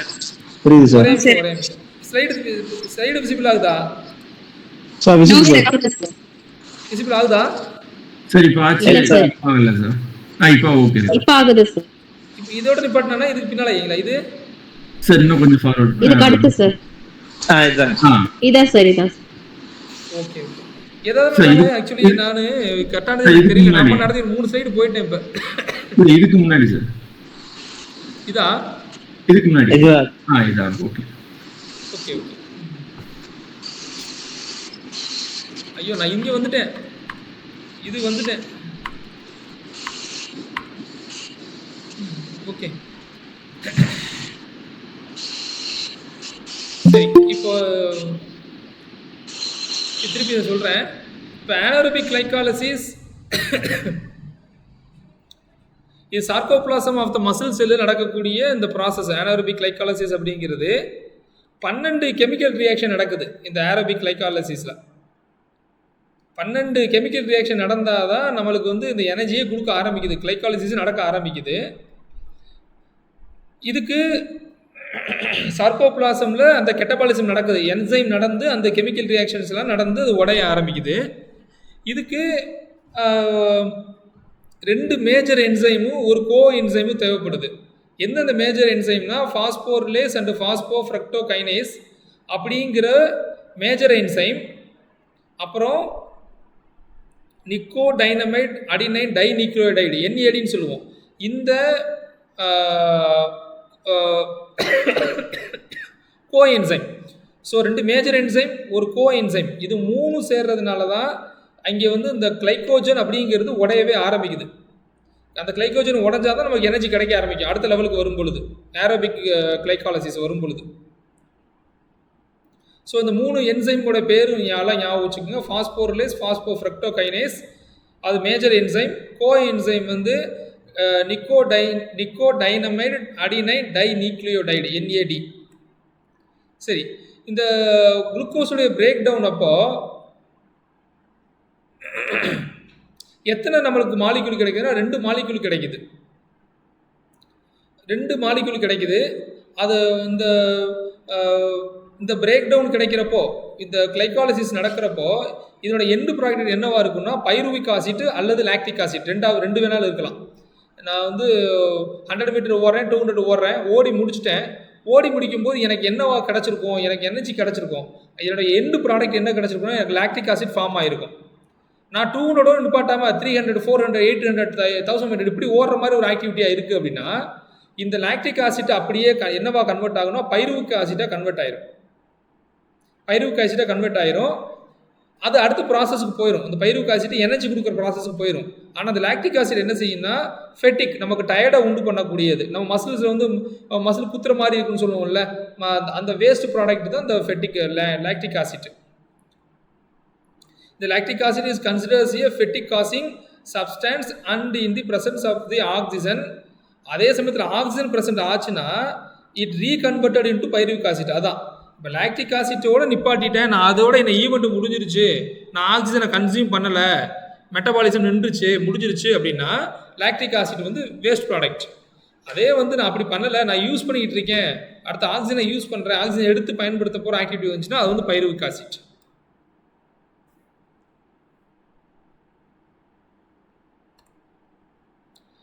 இந்த பிக்சரை பார்த்தா தெரியும், இது பிளட் ஸ்ட்ரீமு. அதில் வந்து ஒரு குளுக்கோஸில் 6 கார்பன் இருக்குது. அந்த 6 கார்பன் 3 கார்பன் ஒரு பக்கமாகவும் இன்னொரு 3 கார்பனாகவும் பிரியுது. அது பிரிஞ்சு எனர்ஜி கொடுத்துட்டு கடைசியாக கிடைக்கக்கூடியது 2 லாக்டிக் ஆசிட்டாக பிரியுது. இல்லை லாக்டிக் ஆசிட் பிரிஞ்சிருச்சுன்னா ஆக்சிஜன் இல்லைன்னா லாக்டிக் ஆசிட்டாக மாறிடும். ஆக்சிஜனை கன்சியூம் பண்ணி நம்ம ஈவெண்ட்டை கன்டினியூ பண்ணுறோம்னா அது பைருவிக் ஆசிட்டாக மாறிடும். இந்த பைருவிக் ஆசிட் என்ன செய்யும்னா அடுத்த லெவலுக்கு மைட்டோகாண்ட்ரியாவுக்கு போய் அங்கே போய் எனர்ஜி கொடுக்க ஆரம்பிக்கும். இப்போ அடுத்து பார்க்குறது ஏரோபிக் மெட்டபாலிசம். இந்த ஏரோபிக் மெட்டபாலிசத்தில் பார்த்தீங்கன்னா 38 மாலிக்யூல் கிடைக்குது. அதில் வந்து 2 மாலிக்யூல் தான் கிடைச்சது, இதில் 38 மாலிக்யூல் நம்மளுக்கு கிடைக்குது. அதாவது 38 மாலிக்யூல்னா ஏரோபிக் மெட்டபாலிசம் ஃபுல்லாக சேர்த்து 38 மாலிக்யூல் கிடைக்குது.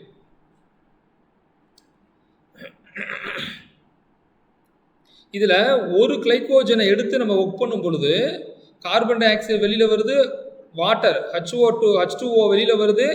அப்போது ரீசென்திசிஸ் ஆகும்போது ஏடிபி ரீசென்திசிஸ் ஆகும்போது 38 ஏடிபி வந்து கிடைக்குது நம்மளுக்கு. 38 ஏடிபி வந்து ரீசென்திசிஸ் ஆகுது ஒரு கிளைக்கோஜனை உடைக்கும் பொழுது, பிரேக் டவுன் ஆகும் பொழுது. இப்போது லாக்டிக் ஆசிட் இருக்குது, ஆக்சிஜன் அவைலபிள் இருக்குன்னா பைருவிக் ஆசிட்டாக கன்வெர்ட் ஆயிரும். லாக்டிக் ஆசிட் இருக்குது ஆனால் ஆக்சிஜன் இல்லை அப்படின்னா லாக்டிக் ஆசிட்டாகவே வெளியில் போயிடும். அது பிளட் ஸ்ட்ரீம்லேயே வெளியில் போயிடும், வேஸ்ட் ப்ராடக்டாக வெளியில் போயிடும். இப்போ ஏரோபிக் மெட்டபாலிசம் பார்க்கறதுனால கண்டிப்பாக நமக்கு என்னென்னா ஆக்சிஜனை பற்றி பேசணும் நம்ம. அப்போ ஆக்சிஜன் இருக்குது, இந்த லாக்டிக் ஆசிட் பைருவிக் ஆசிட்டாக மாறிடுது. அந்த பைருவிக் ஆசிட்டில் 3 கார்பன் உள்ளது ஒரு பைருவிக் ஆசிட். 3 கார்பன் தான் ஒரு பைருவிக் ஆசிட்னு சொல்கிறோம். அப்போ என்ன செய்யுதுன்னா இந்த 3 கார்பனில் உள்ளது carbon dioxide plus hydrogen அயான்ஸாக டீக்ரேட் ஆகப்படுது. பைருவிக் ஆசிட்டுங்கிறது 3 கார்பன் பைருவிக் ஆசிட்டுங்கிறது எப்படி டீக்ரேட் ஆகுதுன்னா கார்பன் டை ஆக்சைடாகவும் ஹைட்ரஜனாகவும் டீக்ரேட் ஆகுது. இது எங்கே போகுதுன்னா இந்த பைருவிக் ஆசிட் எங்கே போகுது அப்படின்னா கிரெப்ஸ் சைக்கிளுக்கும் அடுத்து நடக்கக்கூடிய எலக்ட்ரான் டிரான்ஸ்போர்ட் சிஸ்டத்துக்குள்ளே போகுது. இது வந்து ஏரோபிக் மெட்டபாலிசத்து அடுத்த சிஸ்டம். இது ஃபஸ்ட்டு சிஸ்டம் சிம்பிளாக நடந்துச்சு, அதுக்கடுத்து கிரெப்ஸ் சைக்கிளுங்கிற ஒரு சிஸ்டம், அதுக்கடுத்து எலக்ட்ரான் டிரான்ஸ்போர்ட் சிஸ்டம் அப்படிங்கிறது ஒரு சிஸ்டம். இது ஒன்றுக்குள்ளே போகும்போது நம்ம எனர்ஜி கிடச்சிட்டே வரும். மொத்தமாக கிடைக்கக்கூடியது 38 மாலிக்யூல்ஸ் ஆஃப் ஏடிபி. கிரெப்ஸ் சைக்கிள்லாம் என்னென்னா மைட்டோகாண்ட்ரியா ரொம்ப டெப்த்தில் நடக்கக்கூடிய விஷயம். அது மைட்டோகாண்ட்ரியாவில் நடக்குது. இப்போ 3 கார்பன் மாலிக்யூல் என்ன செய்யுது, கார்பன் டை ஆக்சைடாகவும் ஹைட்ரஜன் ஆட்டம்ஸாகவும் உடையுது. இந்த ஹைட்ரஜன் ஆட்டம்ஸ் அப்படின்னா என்னென்னா 2 ஹைட்ரஜன் அயான்ஸும் 2 எலக்ட்ரானும் சேர்ந்துச்சுன்னா அது பேர் ஹைட்ரஜன் ஆட்டம்ஸ். இது ரெண்டுலாமே என்ன பண்ணுதுன்னா எலக்ட்ரான் டிரான்ஸ்போர்ட் சிஸ்டத்துக்கு போயிட்டு அங்கே போய் ஹெல்ப் பண்ணும். இந்த CO இருக்க கார்பன் டை ஆக்சைடு அது பைருவிக் ஆசிட்லேருந்து ரிமூவ் ஆனதுனால இது கோஎன்சைம் கூட போய் சேருது. கோஎன்சைம், இந்த கார்பன் டை ஆக்சைடு கோஎன்சைம் கூட போய் சேர்ந்து 2 கார்பன் அசிட்டைல் கோஎன்சைம் A அப்படிங்கிறது ஒரு ஃபார்ம் ஆகுது. 2 கார்பன் அசிட்டைல் கோஎன்சைம் A அப்படின்னு ஃபார்ம் ஆகிக்குது. அந்த 2 கார்பன் அசிட்டைல் கோஎன்சைம் A அந்த ப்ராடக்ட்டு கிரெப்ஸ் சைக்கிளுக்குள்ளே போகுது. அந்த கிரெப்ஸ் சைக்கிளுக்குள்ளே போகும்போது அந்த CO மாலிக்யூல்ஸ் இருக்கே, கார்பன் டை ஆக்சைடு மாலிக்யூல்ஸ் இருக்கே, அண்டு 4 அடிஷனல் ஹைட்ரஜன் அயன்ஸ் இருக்கே, இதெல்லாம் ரிமூவ் ஆகி நம்மளுக்கு இன்னொரு ஏடிபி கிடைக்குது. இதெல்லாம் சிறைக்கக்கூடிய ஏடிபி தான் மொத்தம் 38 ஏடிபி. இந்த எலக்ட்ரான் கிரப் சைக்கிள்குள்ளே போகும் பொழுது அங்கே 2 ஏடிபி நமக்கு கிடைக்கும். அந்த 2 ஏடிபி ப்ளஸ் கீழே எலக்ட்ரான் டிரான்ஸ்போர்ட் சிஸ்டத்தில் 36 ஏடிபி கிடைக்கும். மொத்தம் 38 ஏடிபி நம்மளுக்கு கிடைக்கும். ஸோ இதில் வந்து அசிட்டைல் கோயே இருக்குது. இந்த CO ப்ரொடியூஸ் இப்போ என்ன செய்யும், கார்பன் டை ஆக்சைடு எல்லாம் முடிச்சுட்டு திருப்பி வந்து வெளியில் வந்துடும், கிரப் சைக்கிள் வந்து வெளியில் வந்துடும். அது வெளியில் வந்து பிளட்டில் கலந்த உடனே நமக்கு லங்ஸ் வழியாக வெளியில் போயிடுது. இந்த CO கார்பன் டை ஆக்சைடு வெளியில் போயிடுது. இப்போது இந்த எலக்ட்ரான்ஸும் ஹைட்ரஜன் அயான்ஸும் கிரப் சைக்கிள்குள்ளே போய் அது transfer to electron transport system. இந்த கோஎன்சைம் NAD, நம்ம ஏற்கனவே பார்த்தோம் NAD பற்றி பார்த்தோம், plus flavin adenine dinucleotide FAD கூட சேர்ந்து அங்கே வந்து நம்மளுக்கு கோஎன்சைமாக மாறுது. இந்த கோஎன்சைம் தான் அங்கே ஹெல்ப் பண்ணுது. ஏற்கனவே எப்படி வந்து ஃபாஸ்போ ஃப்ரக்டோகைனேஸ் நம்ம சொன்னோமோ, இங்கே ஃபாஸ்போரிலேஸ் ஃபாஸ்போ ஃப்ரக்டோகைனேஸ் அப்படி சொன்னோமோ, அதே மாதிரி NAD சொன்னோமோ, அதே மாதிரி இங்கே NADயும் ஃப்ளாவின் அடினைன் டை நியூக்ளியோடைடும் ஹெல்ப் பண்ணுது கிரப் சைக்கிளுக்குள்ள. இப்படி மாறி தான் அதுக்கப்புறம் எலக்ட்ரான் டிரான்ஸ்போர்ட் சிஸ்டத்துக்குள்ள நமக்கு எனர்ஜி கிடைக்குது. இது வந்து ஏரோபிக் மெட்டபாலிசம். தென் புரோட்டீன் மெட்டபாலிசம் பற்றி பேசும்பொழுது, புரோட்டீன் வந்து நம்ம கண்டிப்பாக எப்போவுமே எனர்ஜி கொடுக்காது. ரொம்ப ப்ரொலாங் எனர்ஜி பண்ணும்போது எனர்ஜி கொடுக்கறதுக்காக ஹெல்ப் பண்ணும். எனர்ஜி கொடுக்காது, எனர்ஜி கொடுக்கறதுக்காக ஹெல்ப் பண்ணும். முக்கியமான விஷயம் construction of new body cells, அதுக்காக உள்ளது தான் இந்த புரோட்டீன் மெட்டபாலிசம். இந்த புரோட்டீனில் என்ன இருக்குது அப்படின்னா, carbon, hydrogen, oxygen and nitrogen இருக்குது. இதுதான் இதில் உள்ள விசேஷம். இதே வந்து கார்போஹைட்ரேட்னா வெறும் கார்பன், ஆக்சிஜன், ஹைட்ரஜனோட முடிஞ்சிருக்கும். புரோட்டீனில் என்ன இருக்குன்னா நைட்ரஜன் ஆட்டம்ஸ் இருக்குது. அதான் nitrogen atoms with amino acids. இந்த புரோட்டீனை பற்றி பேசும்போது அமினோ ஆசிட்ஸை பற்றி ஞாபகம் வச்சுக்கணும். கார்போஹைட்ரேட்டை பற்றி பேசும்போது கிளைக்கோஜனை ஞாபகம் வச்சுக்கணும். ஃபேட்டை பற்றி பேசும்போது வந்து ஃபேட்டி ஆசிட்ஸு, ட்ரைக்ளிசரைஸு, லிப்பிட்ஸு இதெல்லாம் ஞாபகம் வச்சுக்கணும் ஃபேட்டை பற்றி பேசும்பொழுது. So protein will store in the body in the form of amino acids அப்படிங்கிறத ஞாபகம் வச்சுக்கோங்க. அமினோ ஆசிட்ஸ் மொத்தம் 20 வகையான அமினோ ஆசிட்ஸ் இருக்குது. இதில் எசென்சியல் அமினோ ஆசிட்ஸு, நான் எசென்சியல் அமினோ ஆசிட்ஸ் தனித்தனியாக இருக்குது. அது ஏதாவது டைம் கிடைக்கும்போது சொல்கிறேன். இப்போ மொத்தமாக டோட்டலாக 20 அமினோ ஆசிட்ஸ் இருக்குது. இந்த 20 அமினோ ஆசிட்ஸும் நம்மளுக்கு கெமிக்கல் ரியாக்ஷன்ஸுக்கு ஹெல்ப் பண்ணுது. இந்த டிரான்ஸ்மிஷன் ஆகும் பொழுது, அமினோ ஆசிட்ஸ் டிரான்ஸ்மிஷன் ஆகும் பொழுது அமினோ ஆசிட்ஸ் என்னவா பிரேக் டவுன் ஆகுதுன்னா பைருவிக் ஆசிட்டாக பிரேக் டவுன் ஆயிடுது. இந்த பைருவிக் ஆசிட்டு மெட்டபாலிக் பாத்வேக்குள்ளே போகும்போது கிரப் சைக்கிள், நம்ம சொன்ன மாதிரி பைருவிக் ஆசிட் எங்கே போய் ஹெல்ப் பண்ணும், பைருவிக் ஆசிட் கிரப் சைக்கிள் போகும். அங்கே ஆக்சிடேஷன் ஆகி அங்கே ஏடிபி ப்ரொடியூஸ் பண்ணுது. இப்படி தான் வந்து புரோட்டீன் வந்து ஹெல்ப் பண்ணுறது காரணம். அமினோ ஆசிட்ஸ் பிரேக் டவுன் ஆகும்பொழுது இந்த வேஸ்ட் ப்ராடக்ட் பைருவிக் ஆசிட்டு எங்கே போகுதுன்னா கிரப் சைக்கிளுக்கு போய் கிரப் சைக்கிளில் ஹெல்ப் பண்ணுது. அப்படி தான் இந்த புரோட்டீன் மெட்டபாலிசம் ஹெல்ப் பண்ணுது. ஆனால் புரோட்டீன் மெட்டபாலிசமோட மெயின் ரோல் என்னென்னா construction of new body cells. அது எப்பவுமே ஞாபகம் வச்சுக்கணும் நம்மளுக்கு. கார்போஹைட்ரேட் எனர்ஜி, ஃபேட் எனர்ஜி, இரண்டு எனர்ஜி. Protein for resynthesis and for muscle mass அப்படி ஞாபகம் வச்சுக்கணும். அதே வந்து இப்போ நமக்கு வந்து நம்ம சொல்கிறோம்ல கார்போஹைட்ரேட், புரோட்டீன், ஃபேட்டு, அப்புறம் விட்டமின்ஸ் மினரல்ஸ் எதுக்கு ஹெல்ப் பண்ணுது? For metabolism. இந்த நம்ம பேசிட்டு இருக்க எல்லா மெட்டபாலிசமும் ப்ராப்பராக நடக்கணும்னா அதுக்கு தேவையானது புரோட்டீனும், கார்போஹைட்ரேட், புரோட்டீன், ஃபேட்டு, விட்டமின்ஸ் மினரல்ஸும், இது மைக்ரோ நியூட்ரியன்ஸ் சொல்லக்கூடியது. இந்த விட்டமின்ஸ் மினரல்ஸும் இருந்தால் தான் இந்த மெட்டபாலிசம் ப்ராப்பராக நடக்கும். ஸோ புரோட்டீன் மெட்டபாலிசத்தில் வரக்கூடிய பைருவிக் ஆசிட்டு கிரப் சைக்கிளில் போயிட்டு நம்மளுக்கு ஹெல்ப் பண்ணுது. இந்த proteins are used as a source of metabolic fuel. Metabolic ஃபியூலை எப்போ தேவைப்படுதுன்னா எக்ஸ்ட்ரீம் கண்டிஷனில் தேவைப்படுது. ப்ரொலாங் ஃபாஸ்டிங், இப்போ நம்ம இந்த இதெல்லாம் இருக்காங்களே, உண்ணாவிரதம் இருக்காங்களே, அந்த மாதிரி உள்ளது. மாரத்தான் ரன்னிங் அப்போ நமக்கு எதுவுமே இல்லைன்னா அது வந்து ஒரு எனர்ஜி கொடுக்கும். ஆனால் அது மாதிரி நார்மலாக அந்த எனர்ஜி கிடைக்காது நம்மளுக்கு. அது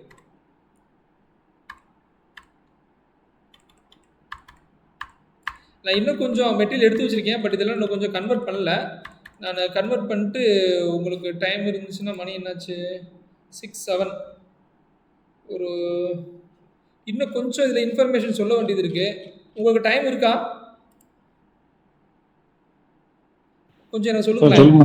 கொஞ்சம் டைம் இருந்துச்சுன்னா எனக்கு ஒரு 10 minutes டைம் கொடுத்தீங்கன்னா இன்னும் ஒரு சில பாயிண்ட்ஸ் இருக்குது, அதை நான் அரேஞ்ச் பண்ணிட்டு நடத்துவேன். எனக்கு டைமில் இப்போ தான் நல்லா ரெடி பண்ணேன்.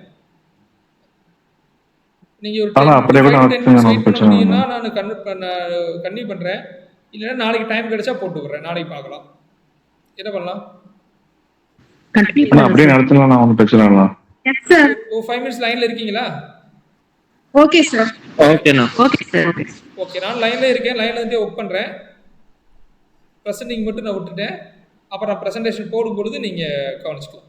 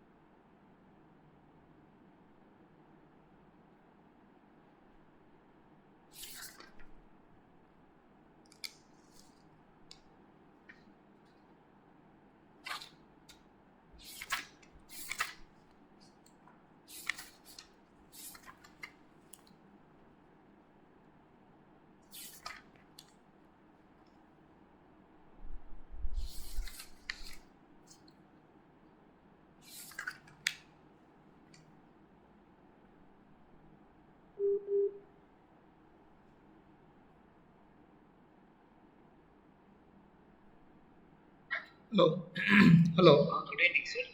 குட் ஈவினிங், சொல்லுங்கள். சார் அப்ஸ்ட்ராக்ட் எதுலங்க சார் சப்மிட் பண்ணுறது? புரியல. அப்ஸ்ட்ராக்ட் எதுலங்க சார் சப்மிட் பண்ணுறது? இது கான்ஃபரன்ஸ்க்கா? ஆமாங்க சார். அந்த ரிஜிஸ்ட்ரேஷன் லிங்க் கொடுத்துருக்கோம்ல நாங்கள்.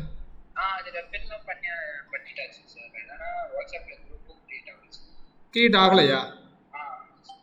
2 லிங்க்குமே ஒர்க் ஆகலையா? இல்லை சார், பேமெண்ட்டும் பண்ணிட்டேன், ரெஜிஸ்டர் லிங்க்லையும் எல்லாமே பண்ணிட்டேன். ஆனால் எனக்கு வாட்ஸ்அப் குரூப் வரலைங்க சார். வாட்ஸ்அப் குரூப் அதுலேயே இருக்குமே, வாட்ஸ்அப் குரூப் ஜாயின் பண்ணுறதுக்கு. ட்ரை பண்ணுங்க சார். உங்கள் நம்பருக்கு இந்த நம்பருக்கு நான் இப்போ லிங்க் அனுப்புகிறேன், நீங்கள் ஜாயின் பண்ணிக்கோங்க. Okay sir. Okay sir. Okay. Abstract எதில் சார் சென்ட் பண்ணுறது? அதுலேயே ரிஜிஸ்டர் லிங்க் இருக்கும்ல, பேமெண்ட் லிங்க் ரிஜிஸ்டர் லிங்க்னு ஒன்று இருக்கும்ல. ஆமாங்க சார். அதுலேயே அந்த லிங்க்கு உள்ளே போனாலே அந்த ஃபார்ம்லேயே இருக்கே, நீங்கள் கீழே வாட்ஸ்அப் குரூப் ஜாயின் பண்ணுறதுக்கு எல்லாமே அதுலேயே இருக்கே. ரிஜிஸ்டர் லிங்க்னு ஒன்று இருக்கும், அது ரிஜிஸ்டர் கிளிக் பண்ணிங்கன்னா கூகுள் ஃபார்ம் ஓப்பன் ஆகும். கூகுள் ஃபார்ம் நீங்கள் ஃபில்அப் பண்ணிட்டு வரும்போது வாட்ஸ்அப் குரூப்பில் ஜாயின் பண்ணுறீங்கன்னா கேட்கும். அது வாட்ஸ்அப் குரூப்பில் லிங்க் இருக்குது, அதை கிளிக் பண்ணினா வாட்ஸ்அப் குரூப்புக்கு வந்துடும். ஓகேங்க சார். ஓகேங்க சார். எங்கேருந்து பேசுகிறீங்க? சென்னையில் சார். ஓகே.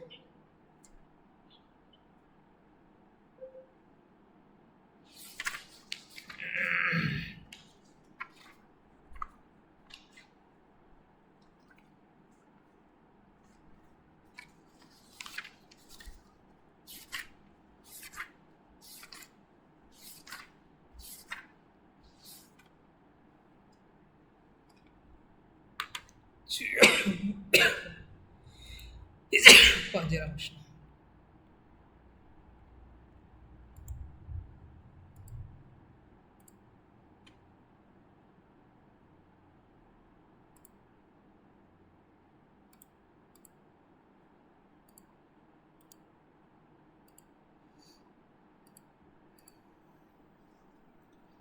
இதில் ஒரு சில கேட்குதா, வாய்ஸ் கேட்குதா?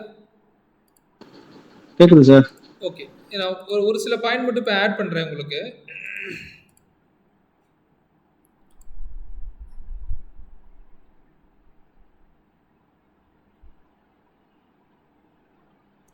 ஓகே. இப்போ இதில் இந்த வார்த்தை பார்த்தீங்கன்னா ஃபாஸ்போரிலேஷன் ஏற்கனவே சொல்லியிருக்கேன் நான். ஃபாஸ்போரிலேஷன் அப்படிங்கிற வார்த்தை கீழே வந்து aerobic metabolism and anaerobic metabolism.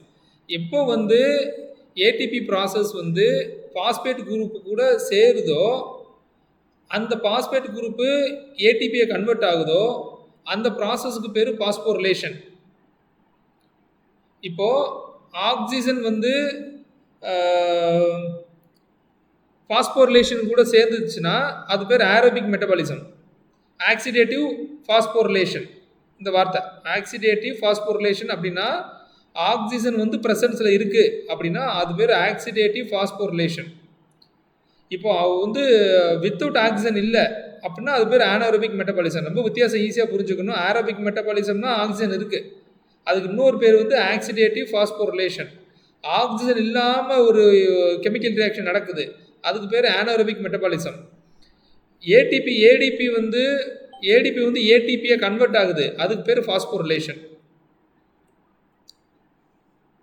அப்புறம் இதில் நான் இங்கே சொல்லக்கூடிய வார்த்தை, இந்த வார்த்தை பாருங்கள், இந்த கிரியேட்டின் கைனேஸ் அப்படிங்கிற வார்த்தை. The enzyme that controls the break down of PC.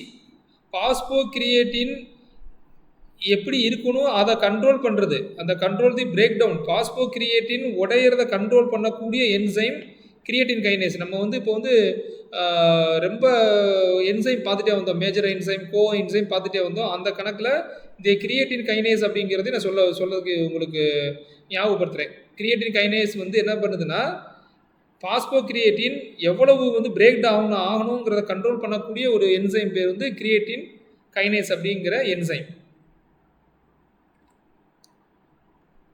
இதில் இந்த வார்த்தை சொல்லணும்னு ஆசைப்பட்டேன். இப்போ கிளைகாலிசிஸ்னா கிளைகோஜன், குளுக்கோஸ் அப்படி ஞாபகம் வச்சுக்கிறோம்.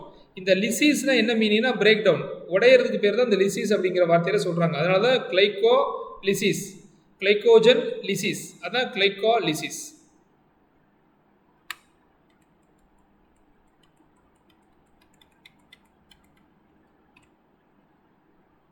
இதில் பாருங்கள், கிளைகாலிசிஸ், அந்த கிளைகாலிசிஸ் நடக்கும்போது நமக்கு 2 ஏடிபி கிடைக்கும். மொத்தம் நான் வந்து 38 ஏடிபி சொன்னேன். அது எப்படின்னா கிளைக்காலிட்டி நடக்கும்போது 2 ஏடிபி நமக்கு 2 ஏடிபி கிடைக்குது. கிரப் சைக்கிளில் 2 ஏடிபி கிடைக்குது. எலக்ட்ரான் டிரான்ஸ்போர்ஷன்ஸில் 34 ஏடிபி கிடைக்குது. மொத்தம் 38 ஏடிபி. இது மொத்தத்துக்கும் சேர்த்து தான் ஏரோபிக் சிஸ்டம் சொல்கிறோம் நம்ம. கிளைகாலிசிஸ் நடக்கும்போது 2 ஏடிபி, கிரப் சைக்கிள் அப்போ 2 ஏடிபி, எலக்ட்ரான் டிரான்ஸ்போர்ஷன்ஸில் 34 ஏடிபி, மொத்தம் 38 ஏடிபிஸ் ப்ரொடியூஸ்டு. இது பீட்டா ஆக்சிடேஷன். இது வந்து சொல்லறதுக்கு ஞாபகப்படுத்துறேன் நான். இது ஒரு வார்த்தை பாருங்கள், லிப்போலிசிஸ்னு பேர். எப்படின்னா ஃபேட்டு வந்து கிளைசரிலாவோ அல்லது ஃப்ரீ ஃபேட்டி ஆசிட்ஸாவோ எப்போ வந்து உடையுதோ, பிரேக் டவுன் ஆகுதோ, ட்ரைக்ளிசரைட்ஸாக இருக்கலாம் அல்லது வந்து லிப்பிட்ஸாக இருக்கலாம், இது வந்து எப்போ உடையுதோ, எப்போ பிரேக் டவுன் ஆகுதோ அதுக்கு பேர் வந்து லிப்போலிசிஸ்ன்னு பேர். இப்போ நம்ம இப்போ கிளைகாலிசிஸ் சொன்ன மாதிரி இது வந்து லிப்போலிசிஸ். கிளைகோலிசிஸ் மாதிரி வந்து லிப்போலிசிஸ். லிப்போனா லிப்போ ப்ரோட்டீன் சொல்லுவோம், லிப்பிட்ஸ்ன்னு சொல்லுவோம். ஃபேட் கன்வெர்ட், நம்ம ஃபேட் வந்து கன்வெர்ட் ஆகிற அந்த ப்ராசஸ் பேர் லிப்போலிசிஸ். அப்புறம் பீட்டா ஆக்சிடேஷன் அப்படின்னா என்னென்னா, ஃபேட்டில் உள்ள அந்த ஃபேட்டி ஆசிட்ஸு பல கெமிக்கல் ரியாக்ஷன்ஸுக்கு கீழே போய் நமக்கு எனர்ஜி கொடுக்க ஆரம்பிக்குது. அந்த கெமிக்கல் ரியாக்ஷன்ஸுக்கு பேர் வந்து பீட்டா ஆக்சிடேஷன். ஆக்சிஜன் கூட சேர்ந்து ஃபேட்டி ஆசிட்ஸு என்னென்ன கெமிக்கல் ரியாக்ஷன்லாம் பண்ணி எனர்ஜி கொடுக்குதோ அதுக்கு பேர் பீட்டா ஆக்சிடேஷன் பேர். லிப்போலிசிஸ் அப்படிங்கிறது ஃபேட் வந்து பிரேக் டவுன் ஆகிறதுக்கு பேர் லிப்போலிசிஸ்.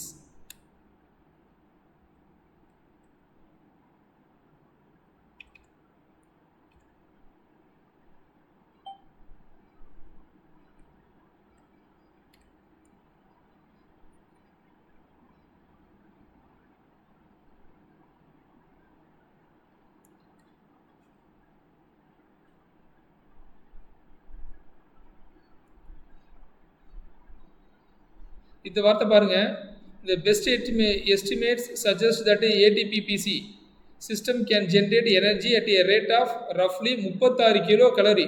ஒரு மினிட்ஸுக்கு 36 கிலோ கலரி ஸ்பெண்ட் பண்ணும்பொழுது தான் அந்த ஏடிபிசிபி சிஸ்டம்ங்கிறது எனர்ஜி ஜென்ரேட் பண்ணுறதுக்கு ஆரம்பிக்குது, ஏடிபிபிசி சிஸ்டம். அதே சமயத்தில் கிளைகாலிசிஸ் எப்போ எனர்ஜி கொடுக்க ஆரம்பிக்குதுன்னா 16 கிலோ கேலரி கொடுக்கும்போதே நமக்கு எனர்ஜி கொடுக்க ஆரம்பிக்குது. Can generate energy only by half as quickly about 16 kilo calories per minute. Oxidative system as lowest rate power of output 10 kilo calories.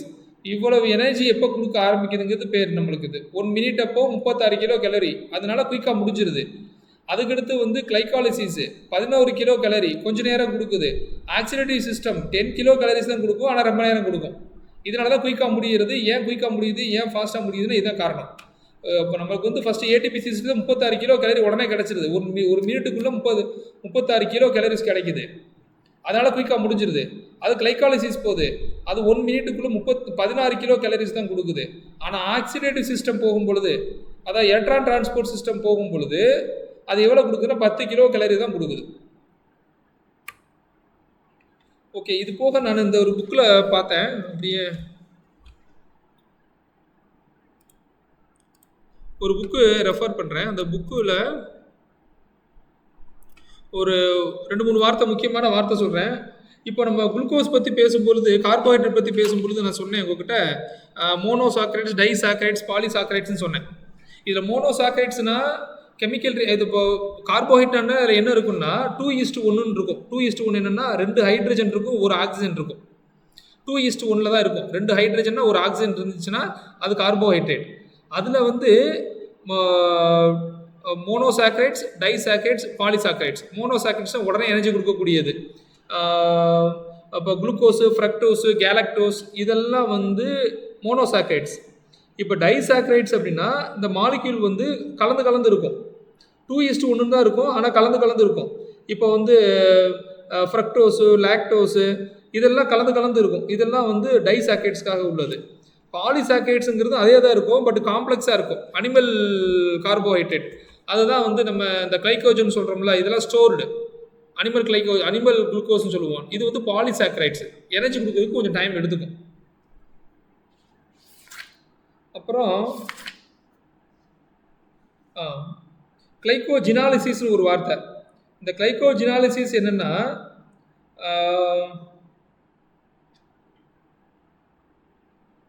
ஒரு கிளைக்கோஜன்ல இருந்து குளுக்கோஸ் உடஞ்சிச்சு அப்படின்னா அது பேர் கிளைக்கோஜினாலிசிஸ்.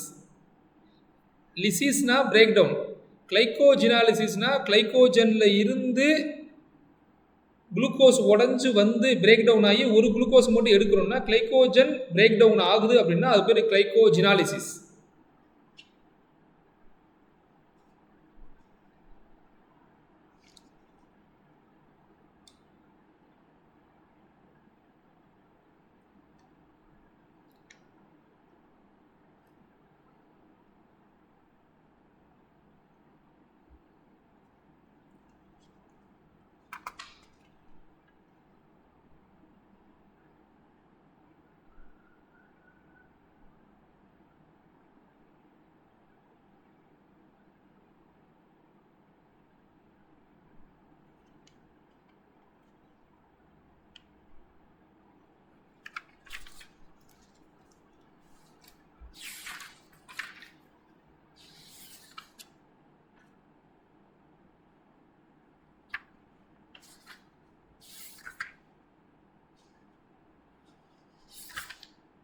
இன்னும் கொஞ்சம் நான் ஒரு சிலது கொஞ்சம் டெப்த்தாக அந்த புக்கு ரெஃபர் பண்ணிவிட்டு ஒரு ஃபாரின் புக் எடுத்திருக்கேன். அந்த புக்கை கொஞ்சம் டெப்த்தாக கொஞ்சம் பார்த்துட்டு நான் இன்னும் ஒரு சில விஷயங்கள் சொல்கிறேன்.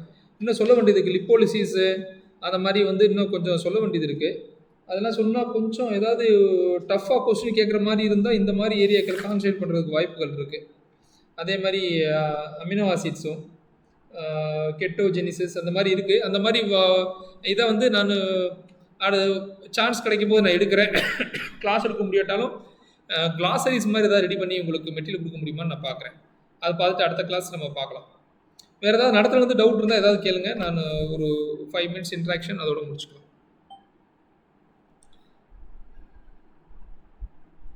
வேறு ஏதாவது கேட்க வேண்டியது இருக்கா, சொல்ல வேண்டியது இருக்கா? இப்போ 21 பேர் ஆகிட்டாங்க, 10 பேர் போயிட்டாங்க. Okay, hello sir. சொல்லுங்கள் மேடம்.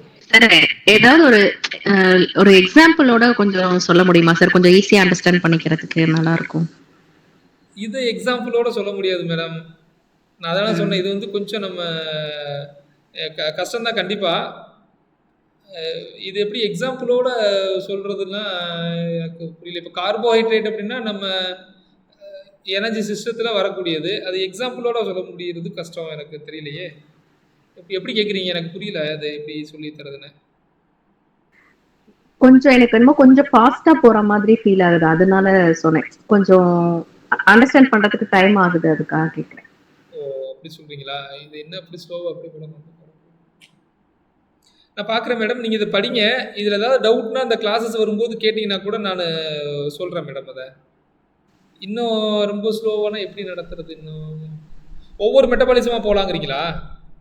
இப்போ கார்போஹைட்ரேட்னா தனியாகவும், ஏடிபி பிசி தனியாகவும், அந்த மாதிரி தனி. ஆமா சார், அது மாதிரி கொஞ்சம் தனித்தனியா இருந்தா அது கொஞ்சம் ஓவரா அப்படி கொஞ்சம் நல்லா இருக்கும் சார், அது மாதிரி இருந்தா. ஓ, ஆனால் வந்து அதை சிலபஸ் கவர் பண்ண முடியுமான்னு எனக்கு டவுட்டில் இருக்குது. நான் அதனால தான் ஆக்சுவலி இது ஒரே கிளாஸில் நடத்த முடியாது கண்டிப்பாக. சொல்கிறது சரிதான், பார்க்கலாம் மேடம். இப்போதைக்கு இந்த லெவலுக்கு வச்சுக்கோங்க. இதில் புரியாது, இப்போ நான் மெட்டீரியலும் போட்டு விட்றேன், கொஸ்டினும் கொஞ்சம் கொடுக்குறேன். நான் இது எல்லாத்தையும் என்ன பண்ணுறேன்னா ஒரு கிளாஸரிஸ் மாதிரி எடுத்து கொடுக்குறேன் மேடம். ஒன்றுக்கு ஒரு மீனிங் வர்ற மாதிரி எடுத்து கொடுக்குறேன். நீங்கள் பாருங்கள், அது புரியலன்னா எனக்கு கேளுங்க, நம்ம அடுத்த கிளாஸ் ரொம்ப இன்ட்ராக்ட் பண்ணலாம். நீங்கள் போன கிளாஸை ரெஃபர் பண்ணிட்டு வந்து இன்ட்ராக்ட் பண்ணிங்கன்னா எனக்கு இன்னும் கொஞ்சம் எடுக்கிறதுக்கு வசதியாக இருக்கும். இப்போவே 40 பேர் இருந்தாங்க, இப்போ 20 பேர் தான் இருக்காங்க. சொல்லுங்கள் மேடம். நான் தாரேன் மேடம், ஏதாவது அடுத்த கிளாஸ் நீங்கள். Okay sir, okay sir, okay sir, thank you sir. வேற யாரும் சொல்ல விரும்புறீங்களா ஏதாவது? அண்ணா, சொல்லு தம்பி. அண்ணா, இந்த குரூப்ல கொஸ்டின் ஆன்சர் போடுறீங்களா? நான் அதை ஆன்சர் போடாம நெக்ஸ்ட் டே போட்டா அது கொஞ்சம் நாங்க ப்ரிப்பேர் பண்ணி ஆன்சர் பண்ற மாதிரி இருக்கும், ஒரு டெஸ்ட் மாதிரி இருக்கும். அதுக்கு நேரம் பத்தாதுப்பா, இதுக்கே நேரம் பத்தல எனக்கு. இல்ல ஆன்சரே இல்லாம போட்டீங்கன்னா நாங்களே கொஞ்சம் ப்ரிப்பேர் பண்ற மாதிரி. நீங்க எடுத்த உடனே ஆன்சர் அடிச்சு விட்டுருங்க, ஒரு பிரிண்ட் அவுட் எடுத்துட்டு அடிச்சு விட்டுட்டு எக்ஸாம் வைங்க நீங்க. அப்படியே இருக்கும். ஏன்னா அதுக்கெல்லாம் நேரம் இல்லப்பா. அப்படி சொன்னீங்கன்னா அடுத்து இந்த இது கொஸ்டின் கூட எடுக்க மாட்டேன், அதுக்கு நேரம் பத்தாம போயிடும் எனக்கு. நான் பாக்குறேன், இதெல்லாம் கொஞ்சம் கஷ்டம் தான் எனக்கு. டைம் கம்மியா தானே இருக்கு.